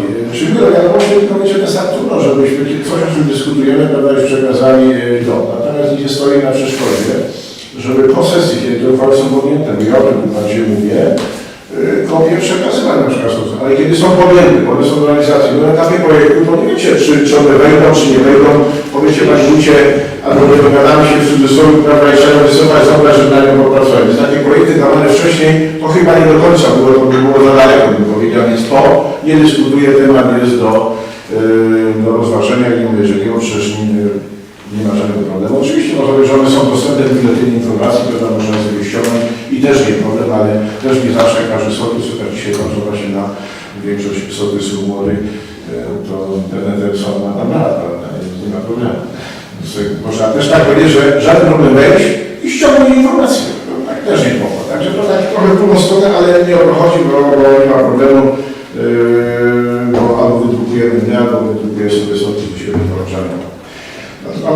Powiem jednak kilka zdań odnośnie opłaty śmieciowej, bo oczywiście jesteśmy jedną z 3 gmin w rejonie naszym, które te śmieci mamy najtańsze po prostu. To też o tym trzeba sobie powiedzieć, bo mówiłem na komisjach, to jak to wygląda dzisiaj mamy. Dzisiaj 28 minut, czyli piątek, w związku z tym dziękuję sołtysom za to, że roznoszą, bo to jest też prawda, bo chodziło nam o to, żeby wiedzieliśmy, jak wojewoda postąpi. Przepraszam, że musimy wali, nie uwali, prawda, to naszym uchwale, nieraz widzieliście, jakie mamy kłopoty, prawda, z uchwałami 3 razy, prawda, ktoś to sprawdza i ciągle mi się coś nie podoba, komuś tam nie będzie mówił. No taka prawda, ale nie dyskutujemy prawy znaku. Uchwały, czyli stawki poszło, czy jeszcze też ogłosimy je bardziej w kontekście ochrony środowiska na zakładkach, bo mieszkańcy wiedzą, ale to jest taka moja informacja, że no, ale nie do końca widać, że od krągosłownika to każdy z nas deklarację złożył. Teoretycznie wie, okazuje się, że nie do końca. Nie do końca wiedzą, tak. Już powiedziałem, że osoby dzisiaj to przecież wie Pani, czy Pan jaką deklarację Pan składał, prawda, dawno temu. No tak, to 6 lat temu, prawda, gdzieś tam. No więc mają prawo nie wiedzieć, to jest informacja, mówię dla mieszkańców zakładcy ochrony środowiska, uszczegółowimy, że była była czytelna, o to nam chodzi. A że się rozumiem z tego, też mówiliśmy, jest taki okres w życiu człowieka, że produkuje najmniej tego, a najmniej to. Kto tych panów najmniej, rozumiem, że dzisiaj jesteś podobnie jak ja, prawie w podobnym wieku, więc produkujemy trochę mniej tych odpadów, ale to różnie to jest. Natomiast my mówimy, stawka dla mieszkańca jest razem. Więc żeby ktoś miał taniej, jakieś tam ulgi i tak dalej, prawda? Bo mieliśmy, przecież pamiętacie kiedyś od ilości domów, mieliśmy od ilości siostra, prawda, utrzymania, gdzie było taniej trochę, prawda? No ale w bilansie musi być na zero. Czyli żeby ktoś miał taniej, no musi być ktoś droższy, więc tutaj nie będzie dobrego rozwiązania. Ze świadomością rozumiem seniora, który prawda, ma mniejszą emeryturę i nagle go podpisując prawie 1000 z czymś, 1500 wszystkich razem deklaracji, bo tyle akurat było. No i przeglądając stawki, to wiecie, jak jest rodzina naprawdę wieloosobowa, a są takie, to ta kwota miesięcznie robi się 200 z czymś złotych, prawda? To nie jest mało, to ma dobrą świadomość tego, bo to jest jedna osoba, dwie osoby, no to widać 30, 60 zł, prawda? A tak jak się robi 250 co miesiąc, prawda? Bo jest rodzina wieloosobowa. I to ja rozumiem i przyjmuję, tylko żeby ktoś miał taniej, to niestety w bilansie musi mieć ktoś po prostu droższy, bo jestem zwolennikiem, żeby system się bilansował, a nie, że z budżetu gminy do tego jeszcze my dopłacamy, prawda, bo można, tylko uważam, że nie byłoby to dobre, a niestety z przykrością to mówię, że w takim systemie jak w każdym tam innym, ktoś za kogoś zawsze płaci. Nie ma idealnego rozwiązania, prawda, idealne rozwiązanie by było wtedy, gdyby samochody miały wagę, a mają prawo mieć, bo możemy tego wymagać i by płacił każdy za kilometr. Rozwiązanie.